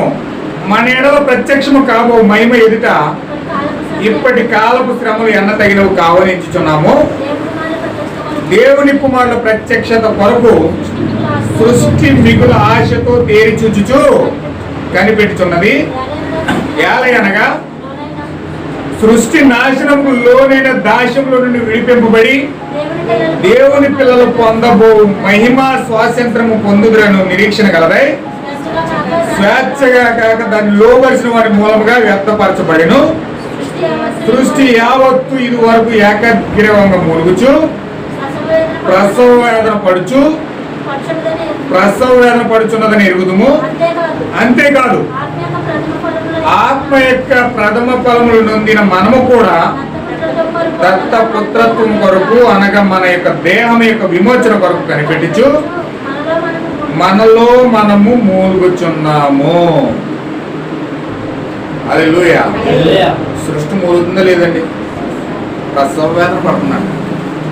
ఏమని ప్రసవ వేదన పడుతుంది? దేవుని కుమారుడు దత్తపుత్రత్వం పొందుకోవాలని, విమోచన పొందుకోవాలని, దేవుని ఆత్మను పరిపూర్ణంగా పొందుకోవాలని సృష్టి ప్రసవ వేదన పడి నిన్ను విమోచనలోకి తీసుకెళ్ళగా భయపెడుతున్నాను.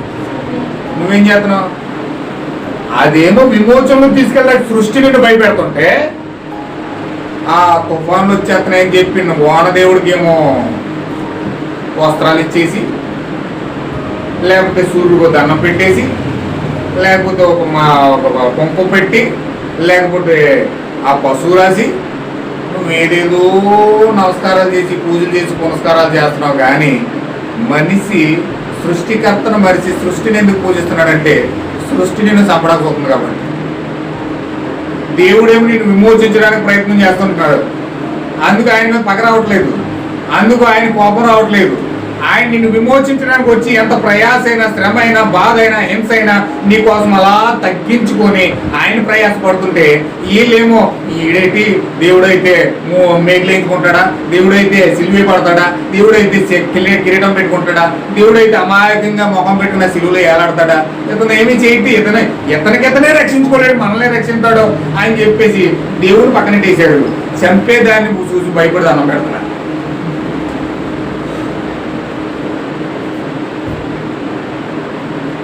ఈ యొక్క సృష్టి యొక్క మర్మం అంతయు కూడా దేవుడి సహస్రాధిపతులకు, పీఠాధిపతులకు ఎందుకు ఈ మర్మాలన్నీ బయలుపరుస్తున్నాడంటే నువ్వు సంపూర్ణ విమోచన పొందుకోవాలని. 5 రకాల పరిచర్య దేవుడు పెట్టాడు. అపోస్తులు పెట్టాడు, సువార్తికులు పెట్టాడు, బోధకులు పెట్టాడు, కాపరులు పెట్టాడు, ప్రవర్తనలు పెట్టాడు. ఇప్పుడు ఈ 5 రకాల పరిచర్య ద్వారా వీళ్ళకి దేవుడు ఏం చేస్తున్నాడంటే విందు చేస్తున్నాడు. ఏమేన్ హల్లెలూయా. ఇప్పుడు వెళ్దామండి ఎస్తేరు గ్రంథంలోకి. నేను ముగించేస్తాను, సమయం అయిపోయింది కనుక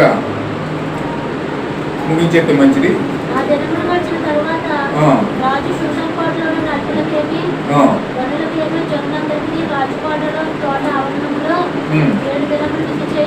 ఎన్ని దినాలండి? ఇప్పుడు ఈ యొక్క సృష్టి మర్మం అంతా ఇప్పుడు తెప్పడానికి దేవుడు వీళ్ళందరికీ కూడా 7 దినాలు విందు చేశాడు. మనం చూసాం 7 దినాలు ఏంటన్నది. 7 దినాల్లో పండగ ఏంటంటే 7 దినాల్లో కూడా ఇక్కడ మనం ఒకసారి చదువుదామండి. 7 దినాల్లో కూడా 6వ వచనం చదవండి ఒకసారి.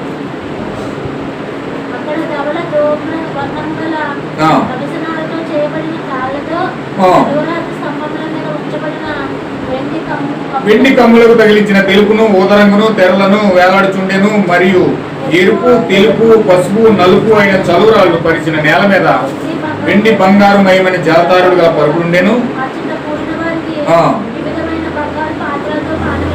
బంగారు పాత్రలో పానం ఇచ్చుచు రాజు స్థితికి తగినట్లుగా రాజు ద్రాక్షారసము దాసులు అధికంగా పోసిరి. ఆమేన్ హల్లెలూయా. ఇప్పుడు ఏం జరుగుతుందంటే ఈ యొక్క దేవుడు బంగారు పాత్రలో ద్రాక్షారసం పోతున్నాడు.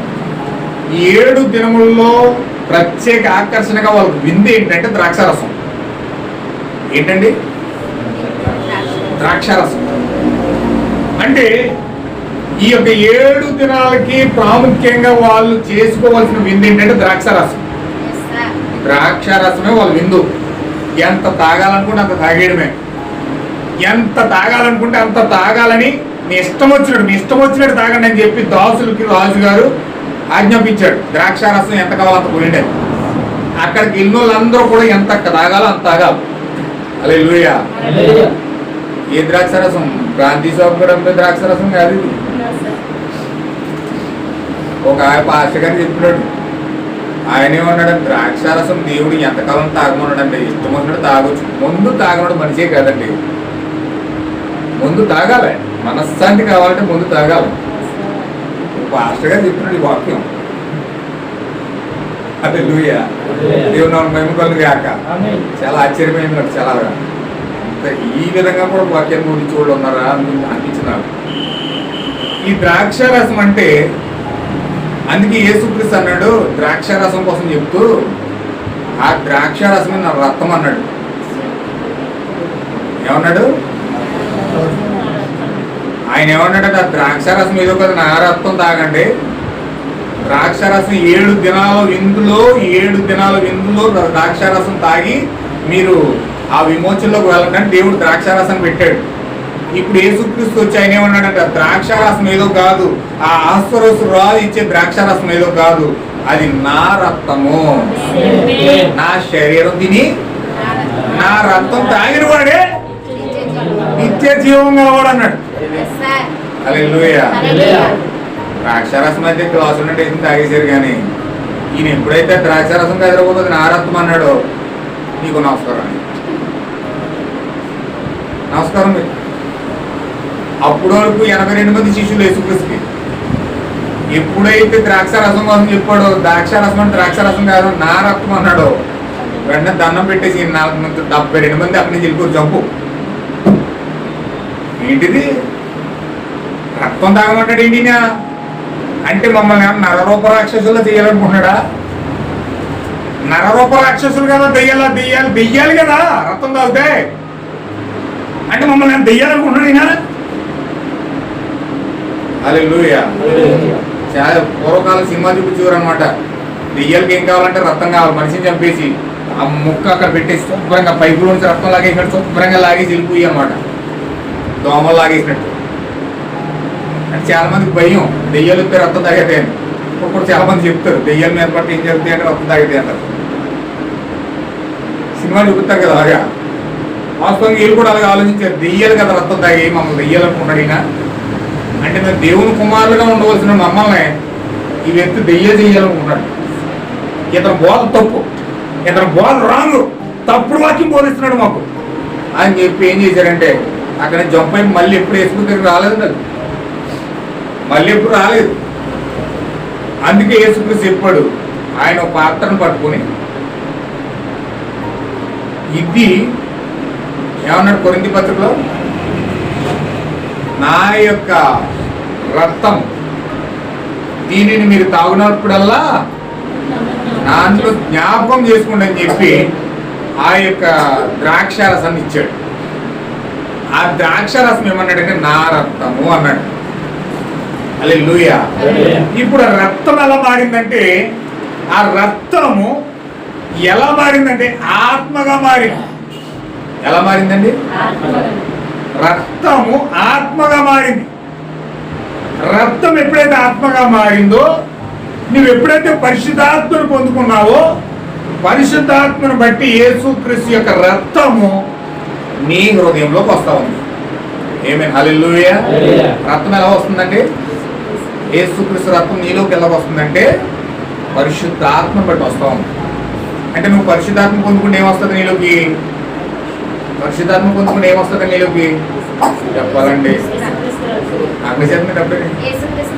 అందరూ ఒక మాట చెప్తే అప్పుడో మాట ఇక్కడో మాట ఇక్కడో మాట చెప్తే నాకు ఏమర్థమవుతుంది అంటే, నేను చెప్పింది మీకు ఒక్కొక్కరు ఒక్కొక్క విధంగా అర్థమవునట్టు అవుతుంది. అలా కాదు, అందరూ ఒకసారి చెప్పండి. మీ అందరికి ఏక మనసు వచ్చింది చక్కగా వాక్యం వెళ్తుంది. నేను దాని నుంచి ఒప్పుకున్నాను ఏంట. దేవుడు నాకు మహిమ కలుగుగాక. మనసులు ఇక్కడ పెడితే కొంచెం వాక్యం వస్తుంది. టైం అయిపోయింది. ఒక పక్క కొంచెం జాగ్రత్తగా మీరు దృష్టి ఇక్కడ పెట్టి వాక్యం లాక్కోండి. ఆమె చెప్పండి, అందరు కలిసి ఒకేసారి చెప్పండి. అందరూ ఒకేసారి చెప్పాలి. ఇప్పుడు వచ్చిందన్నమాట. హల్లెలూయా. Okay, right. ఇప్పుడు రక్తము ఎక్కడుందంటే పరిశుద్ధాత్మ ఉంది. ఎక్కడుందండి? యేసుక్రీస్తు రక్తం ఎక్కడ ఉంది? అది యేసుక్రీస్తు రక్తం దేవుడు పరిశుద్ధాత్మలో పెట్టాడు. ఇప్పుడు ఆయన రక్తము తాగాలంటే పరిశుద్ధాత్మను పొందుకోవాలి. Yes, amen. అంటే ద్రాక్ష రసం తాగాలి. Yes, sir. 7 దినాల విందులో ప్రత్యేకమైన కార్యం ఏదంటే ద్రాక్ష రసం. Yes, amen. ఇప్పుడు ద్రాక్ష రసం ఎవరంటే మీకు మొన్న రాశాను చూడండి, ఒకసారి మీకు చెప్తా ఉన్నాను. పస్కా మొదటి పండుగ కదా, Yes, sir. పస్కా గొరిపిల్ల ఎవరు ఏమండి? ప్రభు యేసు. ప్రభు అయిన యేసు. తర్వాత పులియని రొట్టెల పండుగ చెప్పాడు. ఈ రొట్టె ఎవరండి? క్రీస్తు. యేసు. తర్వాత ప్రథమ ఫలముల పండుగ చెప్పాడు.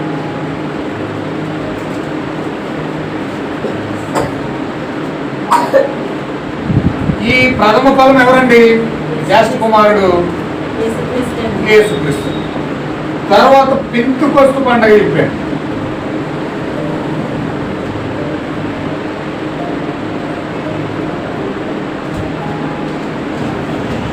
ఈ పెంతెకొస్తు పండుగలో దిగింది ఎవరు? యేసుక్రీస్తు దిగాడు. తర్వాత ప్రాయశ్చిత్తార్థ పండుగ చెప్పాను.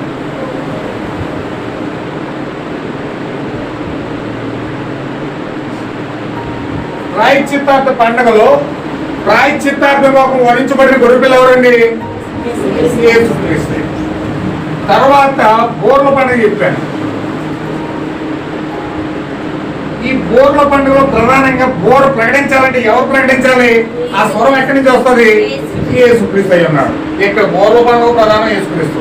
తర్వాత గుడారాల పండుగ చెప్పాను.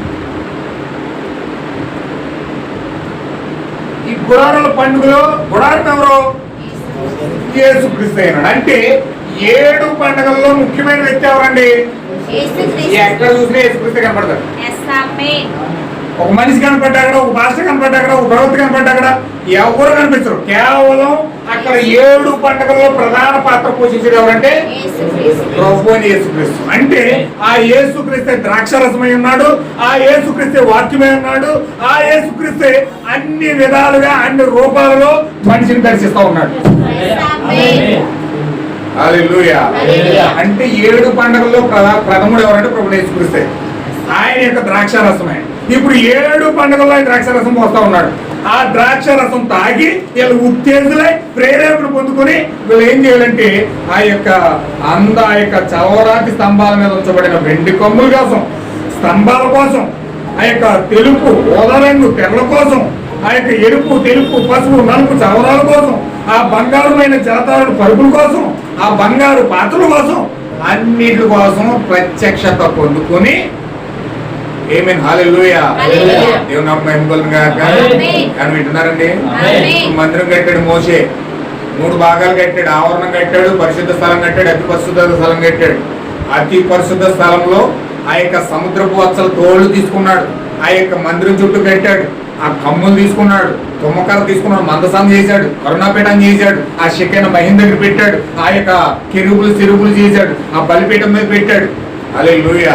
ఆ రొట్టెల బల్ల చేశాడు. ఆ యొక్క ఆ సువర్ణ దీపస్తంభం చేశాడు. 7 దీపస్తంభాల మధ్య ఆ యొక్క ఉంటాయి. ఆ సువర్ణ దీపస్తంభం దాన్ని చేశాడు. ఇవన్నీ చేసి మందిరంలో పెట్టాడు.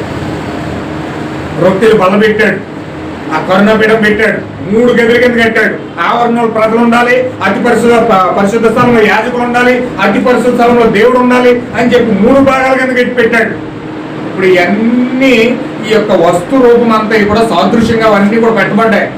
అవన్నీ కూడా ఆ సలురాతి స్తంభాలు, ఆ కమ్ములు, ఆ వెండి కలుపులు, ఆ తలుపులు, ఆ యొక్క రంగులు ఇవన్నీ కూడా పెట్టాడు దేవుడు. హల్లెలూయా.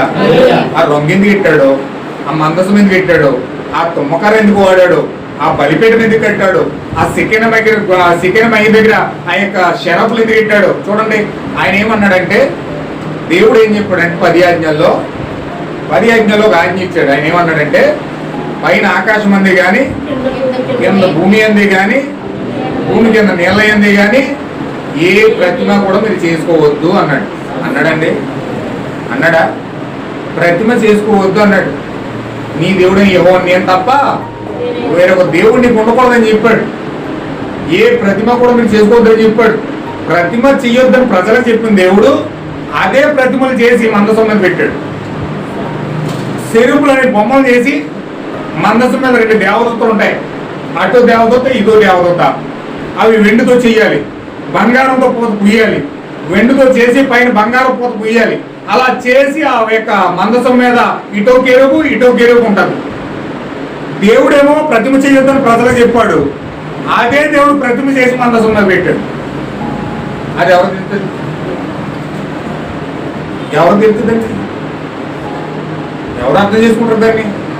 ఒక పాపం చేసిన స్త్రీ 14 సంవత్సరాల దాకా మందిరంలో అడుగు పెట్టకూడదు.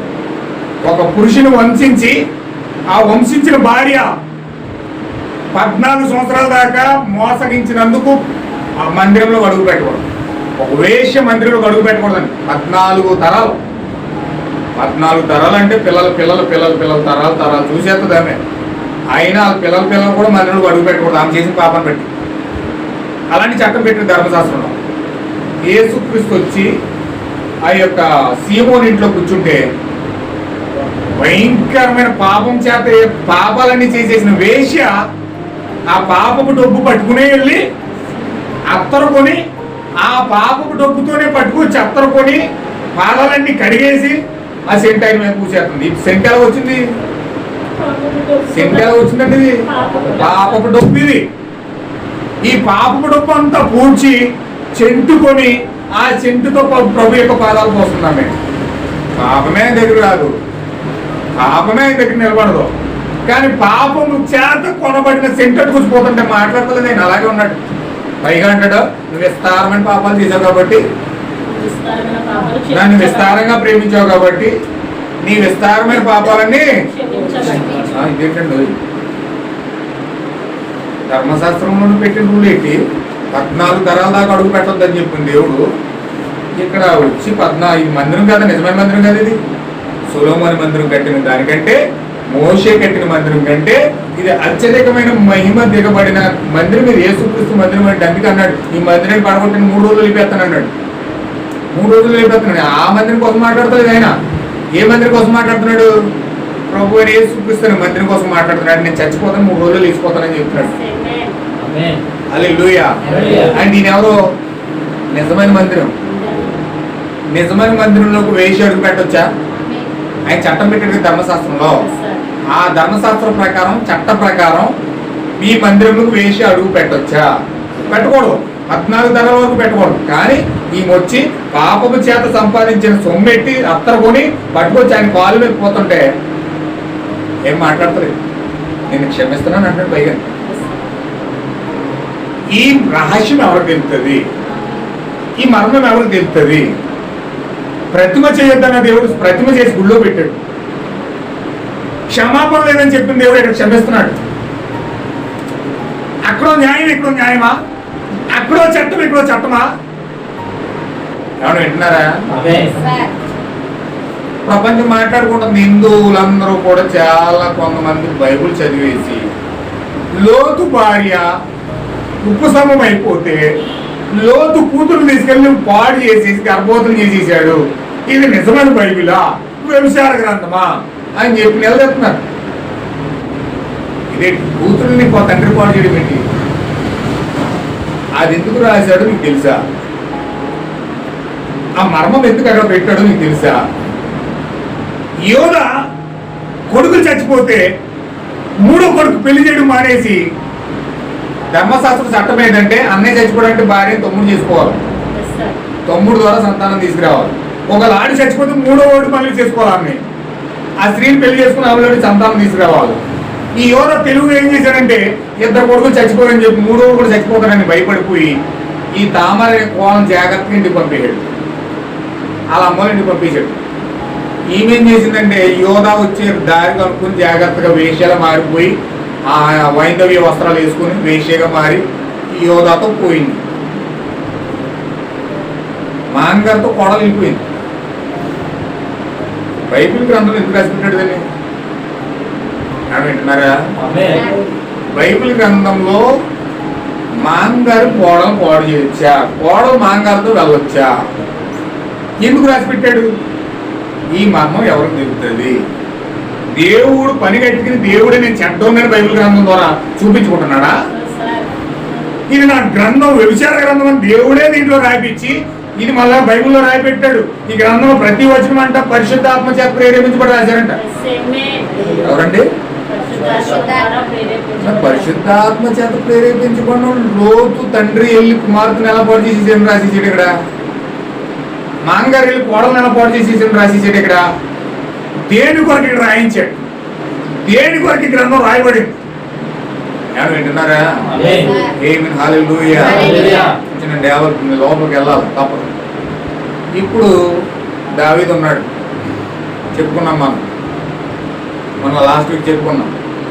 దావీదు మర్డర్ ప్లాన్ చేశాడు. దేనికోసం? బెత్షెబ కోసం. అమాయకుడైన భర్తను చంపేశాడు. ఒక సైనికుడు భార్యను తెచ్చేసుకున్నాడు, పెళ్లి చేసేసుకున్నాడు.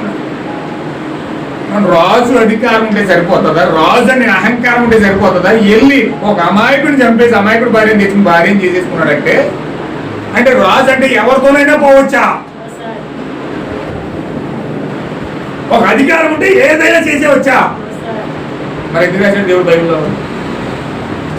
ఎందుకు రాశాడు బైబిల్లో దేవుడు ఆ విషయాన్ని ఎందుకు రాశాడు అంటే అధికారం ఇస్తే ఎవరితోనైనా వెళ్ళిపోయే అధికారం రాజుకు ఉందా? వెళ్ళిపోయాడు దావీదు. సైనికుడు భార్యను తెచ్చుకుని పెళ్లి చేసేసుకున్నాడు. సైనికుడు చంపేశాడు.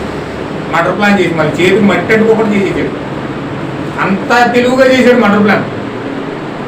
అంత మర్డర్ ప్లాన్ చేసేసే దేవుణ్ణి ఒక రాజుగా దేవుడు ఎందుకు అభిషేకించాడు? అంత తెలుగుగా రాజ్యాన్ని హత్యలు చేస్తా ఉన్న వ్యక్తిని ఏ విధంగా రాజుగా అభిషేకించి నా హృదయానుసారుడని చెప్పుకున్నాడు దేవుడు. అంటే దేవుడు ఎలాంటి ఎందుకు బైబిల్లో రాయించాడు? దాని యొక్క మర్మం ఏంటి? దాని యొక్క ముఖ్యమైన ఉద్దేశం ఏంటి? ఆమేన్ హల్లెలూయా. అంటే ఇది అన్ని విషయాలన్నీ మనం చూద్దంటే బైబిల్ ఎలా కనపడుతుంది మనకి? ఏమండి అమ్మో చాలా జాగ్రత్తగా ఉండాలి బైబిల్తో అన్నట్టు ఉంటుంది. దీని ఉద్దేశం మనకు అర్థం కాదు, దీని వెనకున్న అభిప్రాయం మనకు అర్థం కాదు. అందుకే దేవుడు ఏం చేస్తాడంటే అపోస్తుల్ని, ప్రవక్తల్ని, సువార్తికుల్ని, బోధకుల్ని అందరం తీసుకెళ్ళి ఆయన ఇది నా ప్రజలకు తెలియజేయండి, దాన్ని నేను ఎందుకు చేయించాను, ఆ లోతు కుమార్తెలతో ఎందుకు పోయాడు, ఆ యోధ కోడలతో ఎందుకు పోయాడు, ఆ దావీదు సైనికుడి భార్యతో ఎందుకు పోయాడు నేను చెప్తాను రండి, ఆ ఉద్దేశాన్ని వివరిస్తాను రండి అని ఏం చేస్తున్నాడంటే ఆ యొక్క మందిరం యొక్క మర్మం, ఆ విచారించిన మర్మం, ఆ యొక్క చూడండి ఆ ప్రకటన గ్రంథంలో ఘటసర్పం ఉందండి, ఘటసర్పం ఉంది. ఆ ఘటసర్పానికి 7 తలకాలు ఉన్నాయి. ఎన్ని తలకాలండి? 7 తలకాయలు, 10 కొమ్ములు ఉన్నాయి. ఇప్పుడు అది సముద్రంలో నుంచి వస్తుంది, మొత్తం ప్రపంచంలో 3వ భాగం మింగేస్తుంది.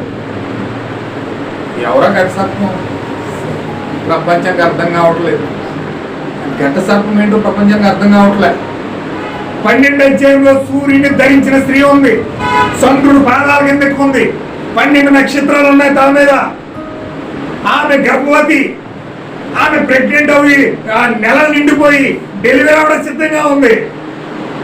ఆ డెలివరీ అవ్వడానికి సిద్ధంగా ఉంటే ఎదురుకోకుండా ఎదురుగా పెద్ద ఘటసర్పం ఉంది, మింగేద్దామని, పుట్టిన పిల్లోడిని పుట్టగానే మింగేద్దామని ఆ ఎదురుకోకుండా ఘటసర్పం చూస్తుంది. హల్లెలూయా.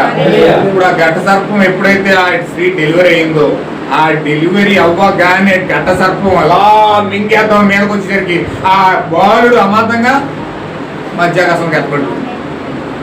ఆ స్త్రీకి ఏమో 2 రెక్కలు ఇవ్వబడ్డాయంట, ఎగురుకుంటూ అరణ్యంలోకి వెళ్ళిపోయిందంట ఘటసర్పాన్ని దొరకకుండా.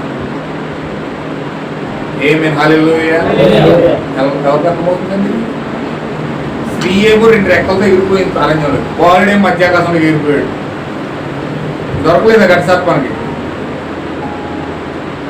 అయ్యో అయ్యో అయ్యో అని ఎగురుచున్న ఒక పక్షిరాజు ఆకాశ మధ్యంలో ఉండి అరుస్తూ ఉంది. ఎందుకు అరుస్తుందో ఎవరికి తెలియదు. ఏంటి ఆ అయ్యోలో అర్థం కాదు. ఆ మర్మం ఎవరికి తెలుస్తుంది? ప్రకటన గ్రంథంలో ఆది సర్పం ఉంది. ప్రకటన గ్రంథంలో ఆది సర్పము అవ్వతో మాట్లాడి అవ్వను వంశించి అవ్వను మోసం చేసి భయంకరంగా ఒక భయంకరమైన కార్యము, పాపము ఏదైనా తోటలో వెల్లడైంది. హల్లెలూయా. అక్కడ సర్ప సంతానం భూమి మీదకి వచ్చేసింది, అక్కడ నెపీలు భూమిపైకి వచ్చేసారు, అక్కడ దేవుని సంతానం కూడా బయటకు వచ్చేసింది. దేవుని సంతానం ఉన్నది, సర్ప సంతానం బయటకు వచ్చేసింది. ఇప్పుడు ఈ సర్ప సంతానం ఎవరు తెలుస్తుంది? ఈ సర్ప సంతానం ఎవరు అని ఎవరు తెలుస్తుంది? ఈ దేవుని సంతానం ఎవరు? ఈ నెపీలు ఎవరు అని ఎవరు తెలుస్తుంది? ఆ లోతు భార్య అక్కడ ఎందుకు ఉప్పు స్తంభం అయిపోయింది? ఈనాటి వరకు ఆ ఉప్పు స్తంభాన్ని దేవుడు అలాగే జ్ఞాపకంగా ఎందుకు ఉంచేశాడు? ఆ సొదొమ గొమొర పట్టణాలు కాల్చేసి దేవుడు అక్కడ ఆ పట్టణంతా బూడిగం చేసేసి ప్రపంచానికి ఇప్పుడు నేరుగా కెమెరాలో చూపిస్తున్నాడు యూట్యూబ్లో. సొదొమ గొమొర పట్టణం కాలిపోయింది, అక్కడ కనీసం ఒక్క పచ్చగడ్డి మొక్క కూడా మొలవట్లేదు, అదంతా బూడిదైపోయి ఇప్పుడు ఇంకా అది అలాగే ఉంది. చక్కగా ప్రపంచానికి తేనె వంటి నీరిచ్చిన సముద్రము, ఒక అద్భుతమైన తీయని నీరు తాగి ప్రజలు సంతోషించిన సముద్రము ఇప్పుడు అది ఉప్పు స్తంభంగా మారిపోయింది. ఉప్పు సముద్రం మీద మారిపోయింది, మొత్త సముద్రం మీద మారిపోయింది. అందులో పడితే జనాలు చచ్చిపోతున్నారు. ఎవడన్నా మనిషి పడితే తేలిపోవడమే తప్ప అందులో ఏ మాత్రం చిన్న చేప కూడా అందులో నివాసం లేదు. సముద్రమేమో విస్తారంగా ఉంది, అందులో చిన్న చేప కూడా ఉంటుంది. ఎవరు దాన్ని వివరించగలుగుతారండి? సముద్రం విస్తారంగా ఉంది, అందులో జీవం లేదు. ఈరోజు మనుషులు చాలా అద్భుతంగా కనబడుతున్నారు, మృత సముద్రం లాగా. సముద్రం చాలా పెద్దది, కానీ అందులో జీవం పడ్డదని చచ్చిపోతుంది. ఎందుకు పెట్టాడు అలాగా? ఆ పక్కురుకు అవన్నీ ఎందుకు పెడుతున్నాడు? ఆ ఉప్పు స్తంభాన్ని ఎందుకు పెట్టాడు? ఆ పిరమిడ్స్ ఎందుకు పెట్టాడు? ఆ పర్వతాలు ఎందుకు పెట్టాడు? ఆ శిలయాలు ఎందుకు పెట్టాడు? బైబిల్ మర్మాలన్నీ ఎందుకు గుప్తంగా దాచించాడు? ఎవరికి తెలుస్తాయి ఇవన్నీ కూడా?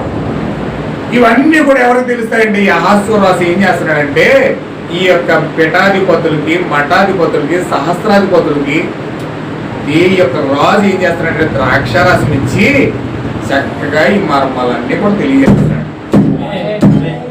ఆమేన్, హల్లెలూయా. దేవుని నామం మహిమ కలుగును గాక. ఎవరైతే ద్రాక్షారసం తాగడానికి ఆ విందులోకి వెళ్తారో, ఎవరైతే ఆ ద్రాక్షారసం తాగుతారో, ఎవరైతే ఆ విందుల్లో పాల్గొంటారో వారికి గొర్రె పిల్ల యొక్క మర్మం, పులియని రొట్టె మర్మం, ఆ ప్రథమ ఫలముల ఫల మర్మం, ఆ యొక్క పెంతెకోస్తు మర్మం, ప్రాయశ్చిత్తార్థం మర్మం, ఆ యొక్క బూరల మర్మం, గుడారాల మర్మం, ఆ యొక్క ప్రకటన గ్రంథం యొక్క మర్మం, ఎస్తేరు గ్రంథం యొక్క మర్మం, ఆమేన్, హల్లెలూయా. బైబిల్ గ్రంథం యొక్క అంతటి మర్మం, ప్రపంచం యొక్క మర్మం, సృష్టి మర్మం, అధికారం యొక్క మర్మం, ఏదేని యొక్క మర్మం, అన్ని మర్మాలు కూడా 7వ దూత పలుకు దినములలో సమస్త మర్మాలన్నీ కూడా రాజుగా చూపిస్తున్నాడు. ఆమేన్, హల్లెలూయా. అంత అద్భుతంగా రాశాడు బైబిల్ దేవుడు. ఈ మర్మాలన్నీ 7 దినాలు ఏర్పాటు చేసి ఇంచుమించు 7 దినాల పండుగ పెట్టి దేవుడు 7 దినాలు ఈ మర్మాలన్నీ చూపిస్తున్నాడు. ఇంతటితో నేను ఆపుతాను. హల్లెలూయా. ఈరోజు దేవుడు మన యొక్క అద్భుతమైన దేవుని కృప ద్వారా మనల్ని ప్రేమించిన విధానం బట్టి, దేవుడు మనల్ని గౌరవించిన విధానం బట్టి, ఆయన ఎన్నుకున్న విధానం బట్టి దేవుడు 7వ దూతలో నుంచి ఈరోజు ఆ మర్మాలన్నీ దేవుడు మనం బయటకొస్తున్నాడు. హల్లెలూయా. ఇప్పుడు 7వ దూతలో నుంచి ఎవరు మాట్లాడుతున్నారండి? బలిష్ఠుడైన దూత మాట్లాడుతున్నాడు. ప్రభు అయిన యేసుక్రీస్తు మాట్లాడుతున్నాడు. మాట్లాడేది 7వ దూత కాదు, కానీ 7వ దూత అనేది ఒక సాధనం, ఒక పాత్ర. కానీ అక్కడ మాట్లాడుతున్నది ఎవరంటే ప్రభు అయిన యేసుక్రీస్తు మాట్లాడుతున్నాడు. ఈ మర్మాలన్నీ ఎవరు చూపిస్తున్నారండి? అహస్వరోస్ రాజు చూపిస్తున్నాడు. ఈ యొక్క మర్మాలన్నీ అహస్వరోస్ రాజు చూపెడుతున్నాడు. సహస్రాధిపతులకి, పీఠాధిపతులకి, మఠాధిపతులకి వాళ్ళందరూ కూడా ద్రాక్షారసం పోసి, ప్రత్యక్షత పోసి, వారికి ప్రత్యక్షత తెరుస్తూ, బయలుపడిస్తూ చక్కగా ద్రాక్షారసం పోసి ప్రపంచం యొక్క వింతలు, మొత్తం మర్మాలు, బైబిల్లో ఉన్న మర్మాలు, ఆ పిరమిడ్లో ఉన్న మర్మాలు, సృష్టిలో ఉన్న మర్మాలు, ప్రతిదీ కూడా చక్కగా తెలుస్తున్నాడు. హల్లెలూయా.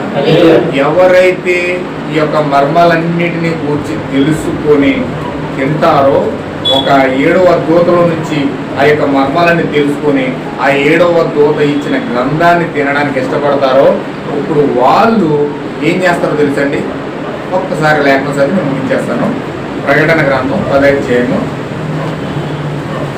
6వ వచనం నుంచి చదవండి. ప్రకటన 10 సాయంత్రం చూద్దాం.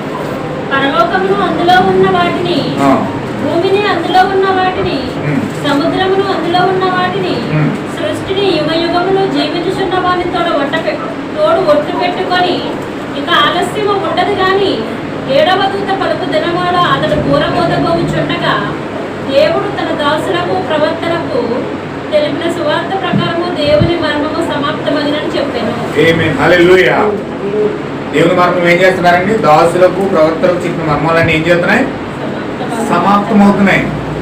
అందుకే ఖచ్చితంగా మనం 7వ దూతను పట్టుకుంటే సమస్త మర్మాలు తెలుస్తాయి. ఏ పెద్ద సేవకున్నో సభలు బాగా పెడుతున్నాడు కదా, లేకపోతే మీటింగ్లు బాగా పెడుతున్నాడు కదా, లేకపోతే సువార్తలు బాగా చేస్తున్నాడు కదా అని ఏ సేవకుని పట్టుకుని మనకి ఏమి మర్మాలేం తెలియవు. కానీ ఏ సేవకుని పట్టుకున్నా మనకి ఏం తెలియవు. అలవాటు టెంపుల్ సతీష్ గారిని పట్టుకున్నా, సత్యాగ్రహ బలభద్రపురం ఆ యొక్క ఏమన్నా బీపీ రెడ్డిని పట్టుకున్నా, జేమ్స్ని పట్టుకున్నా, ఏ సన్నగారిని పట్టుకున్నా, లేకపోతే దినాకర్ని పట్టుకున్నా, జాన్ వెస్లీని పట్టుకున్నా అంత గుడ్డు సున్నా కనపడుతుంది. ఎరుసలేములోకి వెళ్ళిపోయి నక్షత్రం కనపడ కొట్టుకున్నా చూసారు, అలా కొట్టుకుంటారు. హల్లెలూయా.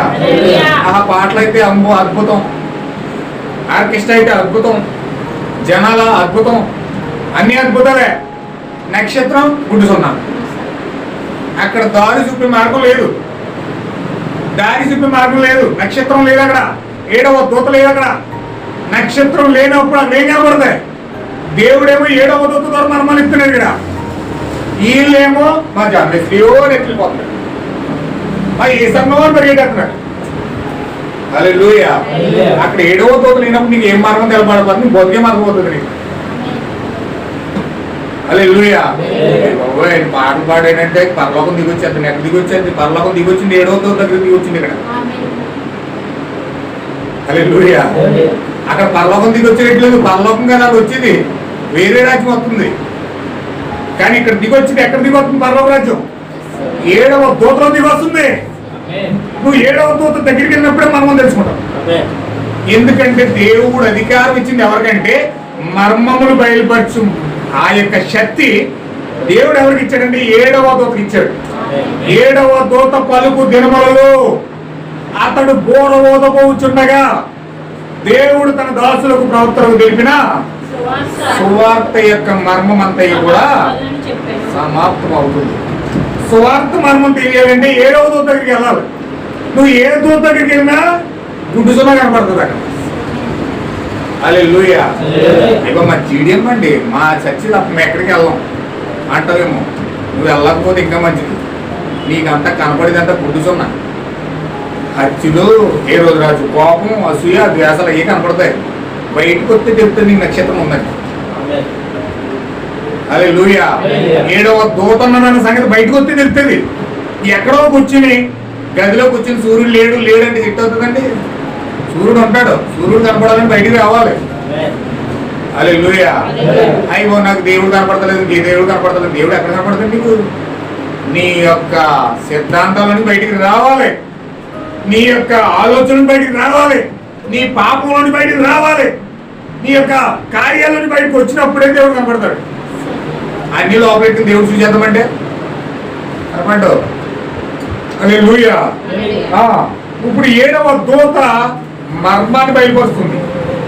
ఇప్పుడు 7వ దూత ఎప్పుడైతే మర్మాన్ని బయలుపరిచిందో అంతడు పరలోకం నుండి నేను విన్న స్వరము మరలా నాతో మాట్లాడుచు, నీవు వెళ్ళి సముద్రము మీదను భూమి మీదను నిలిచి ఉన్న ఆ దూత చేతిలో విప్పబడి ఉన్న ఆ చిన్న పుస్తకము తీసుకొనమని చెప్పుట వింటిని. ఇప్పుడు ఆ దూత చేతిలో ఏముందండి?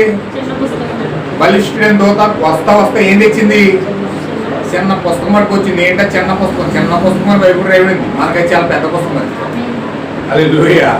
మన పేరు అందులో ఉంది, మన విమోచన అందులో ఉంది, మన యొక్క రక్షణ అందులో ఉంది, మన స్వస్థత అందులో ఉంది, మన గుడారం అందులో ఉంది, మన విమోచన అందులో ఉంది, సమస్తం కూడా అందులో ఉన్నాయి.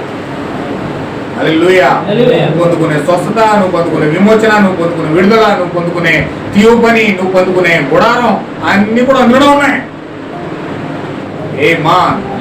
ఇప్పుడు ఆ యొక్క పుస్తకాన్ని తీసుకొని వస్తున్నాడు దూత. ఆ దూత పట్టుకొచ్చి వెట్టుబడిన చిన్న పుస్తకాన్ని తీసుకోమని చెప్పుట, నేను ఆ దూత యొద్దకు వెళ్ళి వెళ్ళి చిన్న పుస్తకం నాకిమ్మని అడగగా ఆయన దాన్ని తీసుకుని తినివేయుము, అది నీ కొడుకుకు చేదాయను గాని నీ నోటికి తేనె వలె మధురముగా ఉండునని నాతో చెప్పాను. హల్లెలూయా. ఇప్పుడు 7వ దూత వచ్చి ఆ పుస్తకాన్ని ఎవరికి ఇస్తుందండి? యోహానికి ఇస్తుంది. మనం చెప్పాను మీకు, యోహాన్ ఎవరు? వధువై ఉన్నాడు. వధువు అంటే ఎవరు? నువ్వు నేనై ఉన్నావు. హల్లెలూయా. 7వ దూత పట్టుకొచ్చి ఎవరికి ఇస్తుంది? సంఘానికి ఇస్తుంది. సంఘానికి అంటే నీకు నాకు ఇస్తుంది అన్నమాట. ఇప్పుడు ఆ పుస్తకం 7వ దూత ద్వారా దేవుడు మనకి ఇస్తున్నాడు. ఆ చిన్న పుస్తకం మన చేతిలోకి వస్తుంది. ఇప్పుడు ఆ యొక్క చిన్న పుస్తకాన్ని తినివేయమని దూత చెప్పాను. అంతటా నేను ఆ చిన్న పుస్తకంలో దూత చేతుల నుండి తీసుకొని తినివేసి, అది నా నోటికి తేనె వలె మధురముగా ఉండేను గాని నేను దాన్ని తినివేసిన తరువాత నా కొడుకుకు చేదాయను. అప్పుడు వారు నీవు తిన్నప్పుడు చాలా తీగా ఉంది. తిన్నప్పుడు ఎలా ఉందండి? చాలా తీగా ఉంది, కానీ కొడుకు చేదైపోయిందండి. ఏంటది? పుస్తకం తిన్న తర్వాత ఆ మర్మాలు ఏంటంటే, అబ్బా ఏ మర్మాలండి! ఉడుగుల మర్మం, మేఘం మర్మం, 7 ముద్దల మర్మం, తిగుళ్ళు మర్మం, సర్ప సంతానం యొక్క మర్మం, గడ్డ సర్పం యొక్క మర్మం, 7 తలకాయల యొక్క మర్మం, 10 రాజ్యాల యొక్క మర్మం. ఆ మర్మాలు ఏంటంటే చాలా ఆనందంగా ఉంది, చాలా సంతోషంగా ఉంది, చాలా అద్భుతంగా ఉంది. ఈ ప్రకటన గ్రంథంలో ఎన్నో అనేకమైన మర్మాలు దేవుడు దాచిపెట్టాడు. వెంటనే మాత్రం వినసొంపుగా చాలా బాగున్నాయి. కానీ ఆ యొక్క మర్మాలన్నీ శరీరం ధరించిన తర్వాత ఏమవుతుందంటే ఇది? ఇప్పుడు ఆ మర్మాలని యేసుక్రీస్తు ఎప్పుడైతే నీలో శరీరం ధరించేసాడు, మర్మాలను ఓపెన్ చేయబడ్డాయి, దేవుడు నీలోకి వచ్చేసాడు. దేవుడు నీలోకి వచ్చేసాడంటే కొడుకు సీదైందంటే ఏంటి? కొడుకు అంటే చుట్టుపక్కల వాళ్ళందరూ సీదైపోతాం. ఏమవుతావు అండి? చుట్టుపక్కల అందరికి సీదైపోతావు. ఇలా వేసిన వాళ్ళు అయ్యి బాబు వీళ్ళ దగ్గరికి వెళ్ళకో, నాశనం అయిపోతావు. అయ్యి బాబు వీళ్ళ దగ్గరికి వెళ్ళి ఏదో చెప్పేస్తారు నీకు అని రకరకాల నిందలు వస్తాయి. ఏంటమ్మా జాకెట్లు ఎంత పొడుగు కుట్టించుకున్నావు ఏంటి? ఆయన చచ్చి కూడా వస్తువులన్నీ తీసేసేవేంటి? అమ్మో ప్రపంచం అంతా తీరేరు, నీ తీరేరు. అందరూ ఆడవాళ్ళు ఒకలాగా ఉంటారు, మీరు ఒకలాగా ఆడవాళ్ళు ఒకలాగా ఉంటారు. పూలెట్టుకోరా మీరు? హల్లెలూయా. ఏమవుతుందండి? సీదైపోతుంది. చుట్టుపక్కల అందరూ చాలా సీరియస్గా చూస్తారు. అయిపోయి ఎలా ఉందండి చూడు, అమ్మాయి దగ్గరికి వెళ్తాం. చెవులు అంటే నాకు చాలా ఇష్టం, తీయలేను నేను, నా వల్ల అవదు. అది కాదమ్మా, బైబిల్ ఎలా చెప్పాడు మొత్తం గ్రంథంలో రాసి పెట్టాడంటే, అమ్మో బైబిల్ ఎలా చెప్పాడా? అలాగే చెప్తారు మనుషులు, మనకి ఇష్టమైన తీసేస్తామా? పౌలు గారు ఆ సమయానికి ఎందుకు చెప్పాడంటే ఆ ప్రజలు చెప్పాడు అక్కడ, నాకు కాదు. హల్లెలూయా. దేవుడు మహిమలు గాక. అంటే కడుపుకు సీదైపోరంటే మొత్తం అంతా కూడా మనము ఎప్పుడైతే శరీరం ధరించిన వాక్యం దగ్గరికి వెళ్తున్నామో లోకానికి మనం సీదైపోతాం. హల్లెలూయా. నీకు నువ్వే సీదైపోతావు. ఎందుకు సీదైపోతావు అంటే నీ మీద నీకే అసహ్యం పడుతుంది, నీ మీద నీకే అసహ్యం పడుతుంది, నీ మీద నీకే అసహ్యం పడుతుంది. ఎలాగో తెలుసా? ఆ వాక్యం లోపలికి వెళ్ళిందనుకో, నువ్వు ఎప్పుడు తాగుతా ఉన్నావు అనుకో, ఏం చేస్తావు? నిన్ను నువ్వు అసహించుకుంటావు.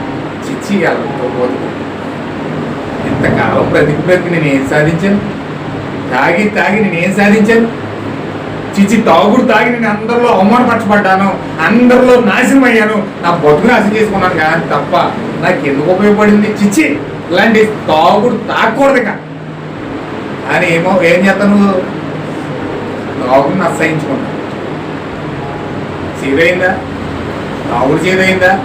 అప్పుడు దాకా నువ్వు బాగా బూతులు తిన్నావు అనుకో, నువ్వు మాట్లాడితే బూతులు వచ్చేస్తే నీ నోటంట. కానీ గ్రంథం తిన్నావు అనుకో, గ్రంథం తిన్న మరుక్షణం నీకు నీ నోట్లో ఉన్న బూతులు ఏం చేస్తే అసహించుకుని బూతులు మానేస్తావు, అసహించుకుని పాపం మానేస్తావు, అసహించుకుని తాగుడు మానేస్తావు, సిగరెట్లు మానేస్తావు, పాప జీవితం మానేస్తావు, నీకు నీవే అసహించుకొని పాపానికి నుంచి వేరు చేసుకోవడం ప్రయత్నం చేస్తావు. ఏమని హల్లెలూయా. నేను నీతిగా ఉండాలి, వాక్య ప్రకారంగా జీవించాలి, దేవుడికి ఇష్టానుసారంగా జీవించాలి, దేవుడు తగినట్లుగా ఉండాలి, నేను మరింత దేవుడి దగ్గరికి వెళ్ళాలి అని నీకు నువ్వు ఏం చేస్తావండి? ఏం చేస్తావు?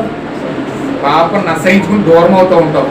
దేవుడు అన్నాడు, ఎవడు దేన్ని ప్రేమిస్తాడో దానికే దోషుడు అన్నాడు. నువ్వు పాపాన్ని ప్రేమించిన చెప్పు పాపానికి దోషుడు అన్నాడు. అంటే నీ పాపం ఎలా కనపడుతుంది?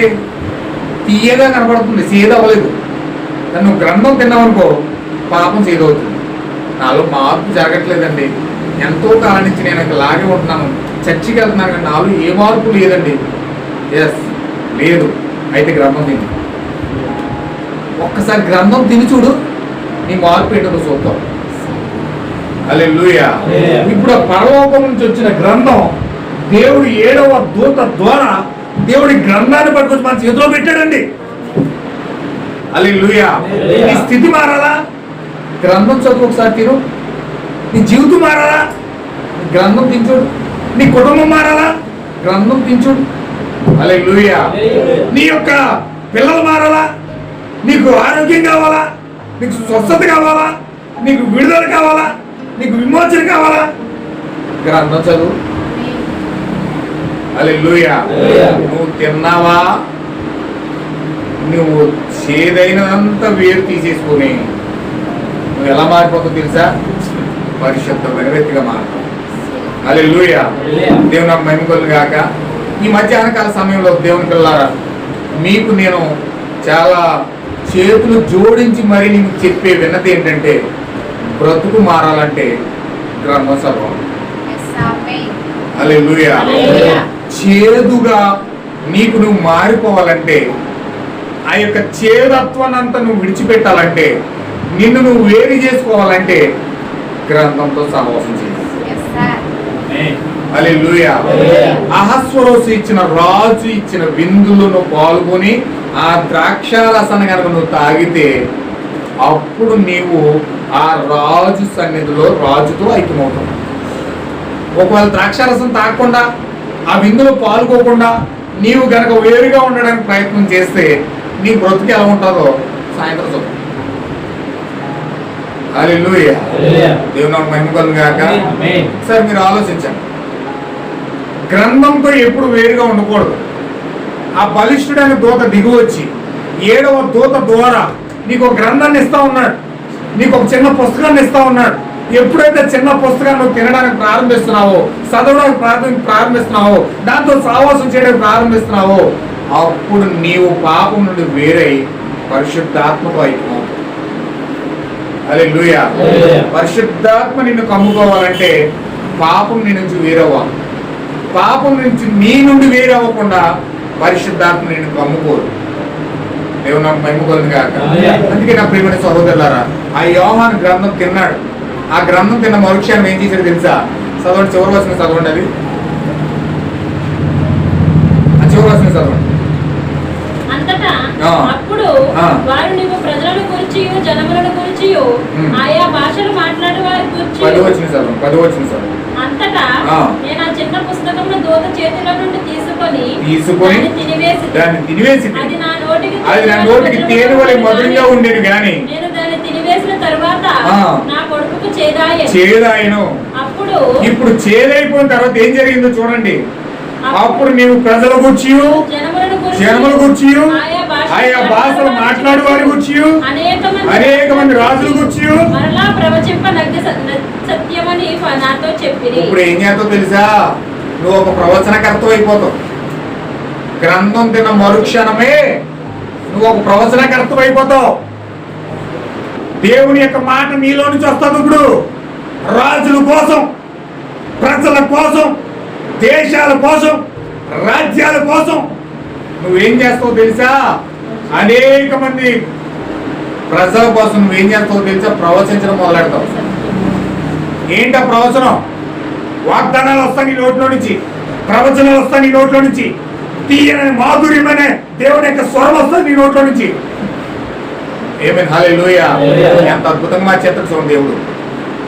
ఎవడన్నా పాపం చేసి నీ దగ్గరికి వస్తాడంటే ఆ పాపం నువ్వు బయటెత్తావు. ఎవడన్నా తప్పు చేసి నీ అద్దకు వస్తున్నాడు, తప్పును బయటెత్తావు, హృదయ నాశం బయపరిచేస్తావు. దేవుడు నీలో ఉండి ఎదురు వ్యక్తి యొక్క బలహీనత నీకు చూపిస్తాడు, ఎదురు వ్యక్తి యొక్క పాపాన్ని నీకు చూపిస్తాడు. దేశంలో ప్రపంచాలు ఎలా పాడైపోతున్నాయో, నాశనం అయిపోతున్నాయో, కుటుంబాలు ఎలా చెడిపోతున్నాయో, పిల్లలు ఎలా చెడిపోతున్నారు, సమస్తం కూడా దేవుడిని తేట తెల్లంగా చూపించి నీ భవిష్యత్తుని, నీ జీవితాన్ని భద్రంగా కాపాడి ఏ విధంగా వాటిని తప్పించుకోవాలో దేవుడిని చూపిస్తాడు. హల్లెలూయా. ఎప్పుడు గ్రంథం తిన్నప్పుడు గ్రంథం ఎప్పుడైతే నువ్వు తింటున్నావో, చదువునప్పుడు మర్మాలు ఆనందంగానే అన్నా కానీ తెలుసుకున్న తర్వాత నీకు జరిగే మేలు ఏంటంటే పాపి నుంచి పరిశుద్ధంగా మారిపోతున్నావు. హల్లెలూయా. రోగిగా ఉన్న నీవు ఆరోగ్యవంతుడిగా మారిపోతున్నావు. అప్పుడు దాకా ఉన్న చీకటి వెలుగుగా మారిపోతా ఉంది. హల్లెలూయా. అప్పుడు వరకు ఉన్న మరణం జీవంగా మారిపోతుంది. హల్లెలూయా. ఆహా, ఎంత అద్భుతం అండి, ఎంత అద్భుతమైన సంగతి. అహస్వరస్ యొక్క రాజు విందులో పాల్గొన్న ద్రాక్షారసంగా నువ్వు తాగితే నీవే ప్రపంచానికి ఒక అద్భుతంగా మారిపోతుంది. ఒక అద్భుతంగా మారిపోతున్నావు. దేవుడు నిన్ను ఒక అద్భుతంగా చేయబోతున్నాడు. ప్రపంచానికి ఒక అద్భుతం. ప్రపంచంలో ఏ విధంగా కాదు, ప్రపంచానికి నువ్వే వింత. కాలమే ప్రవక్త అన్నాడని ఒక మెసేజ్ బోధించాడు. ఏమని బోధించాడు తెలుసా? వింత వ్యక్తి బోధించాడు. ఏంటంటే అది ఎవరో వింత వ్యక్తి? అదివే నువ్వు నేనే వింతగా కనపడతాం. తాజ్ మహల్ కాదు, పిరమిడ్ కాదు, ఆ దేశాలు కాదు. చాలా మంది చూడండి, వింతలు చూసొద్దామని టూరు వీసాలు తీసుకుని దేశాలు వెళ్ళి టూర్లు చూసి వస్తారు. ఇజ్రాయేల్లో ప్రాముఖ్యమైన ప్రదేశాలు చూసి వస్తారు. అలాగా ప్రతి దేశానికి వెళ్ళి వింతలు చూసి, ఇలా ఇండియా వెళ్ళారనుకోండి, విజయనగరం వెళ్ళారనుకో, అరకు లోయలోకి వెళ్ళి అందసందాలని చూసి వస్తారు. వింతగా ఉంటాయి. సెలయేరుని చూసి వస్తారు, చాలా వింతగా ఉంటాయి.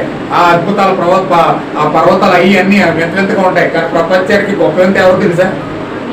నువ్వే వింత. ఇప్పుడు దేవుడు, నీవు గ్రంథం చదివిన తర్వాత దేవుడు నిన్ను ఒక వింతగా మార్చేస్తాడు.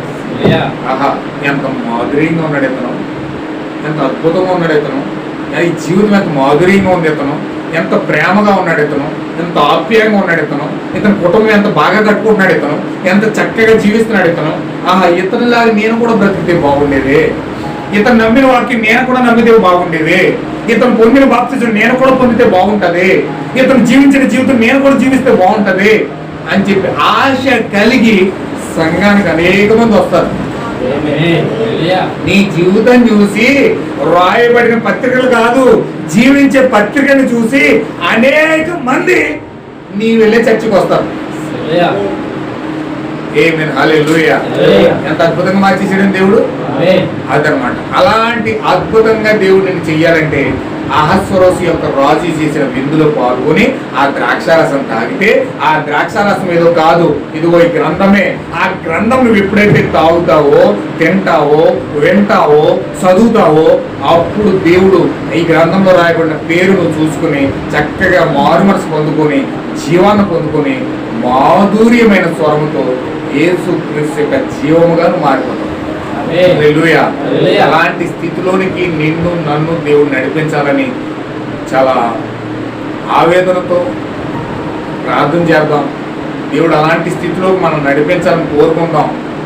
దేవుడు ఖచ్చితంగా అలాంటి స్థితి మనకు ఇవ్వాలని, ఏదో వింటు మట్టుకు కానీ గ్రహించలేకుండా ఉండకుండా, ఏదో వింట మట్టుకి చెవితో విని చెవితో విడిచిపెట్టేయకుండా మనం ఖచ్చితంగా ప్రయాసపడి ప్రార్థన చేసి అలాంటి స్థానంలోకి వెళ్ళే వరకు గ్రంథాన్ని చదివి విడిచిపెట్టకుండా ప్రయాసతో దేవుడిని వెతకడానికి మనకు దేవుడు శక్తినివ్వాలని మనమందరూ కూడా ప్రార్థన చేద్దాం.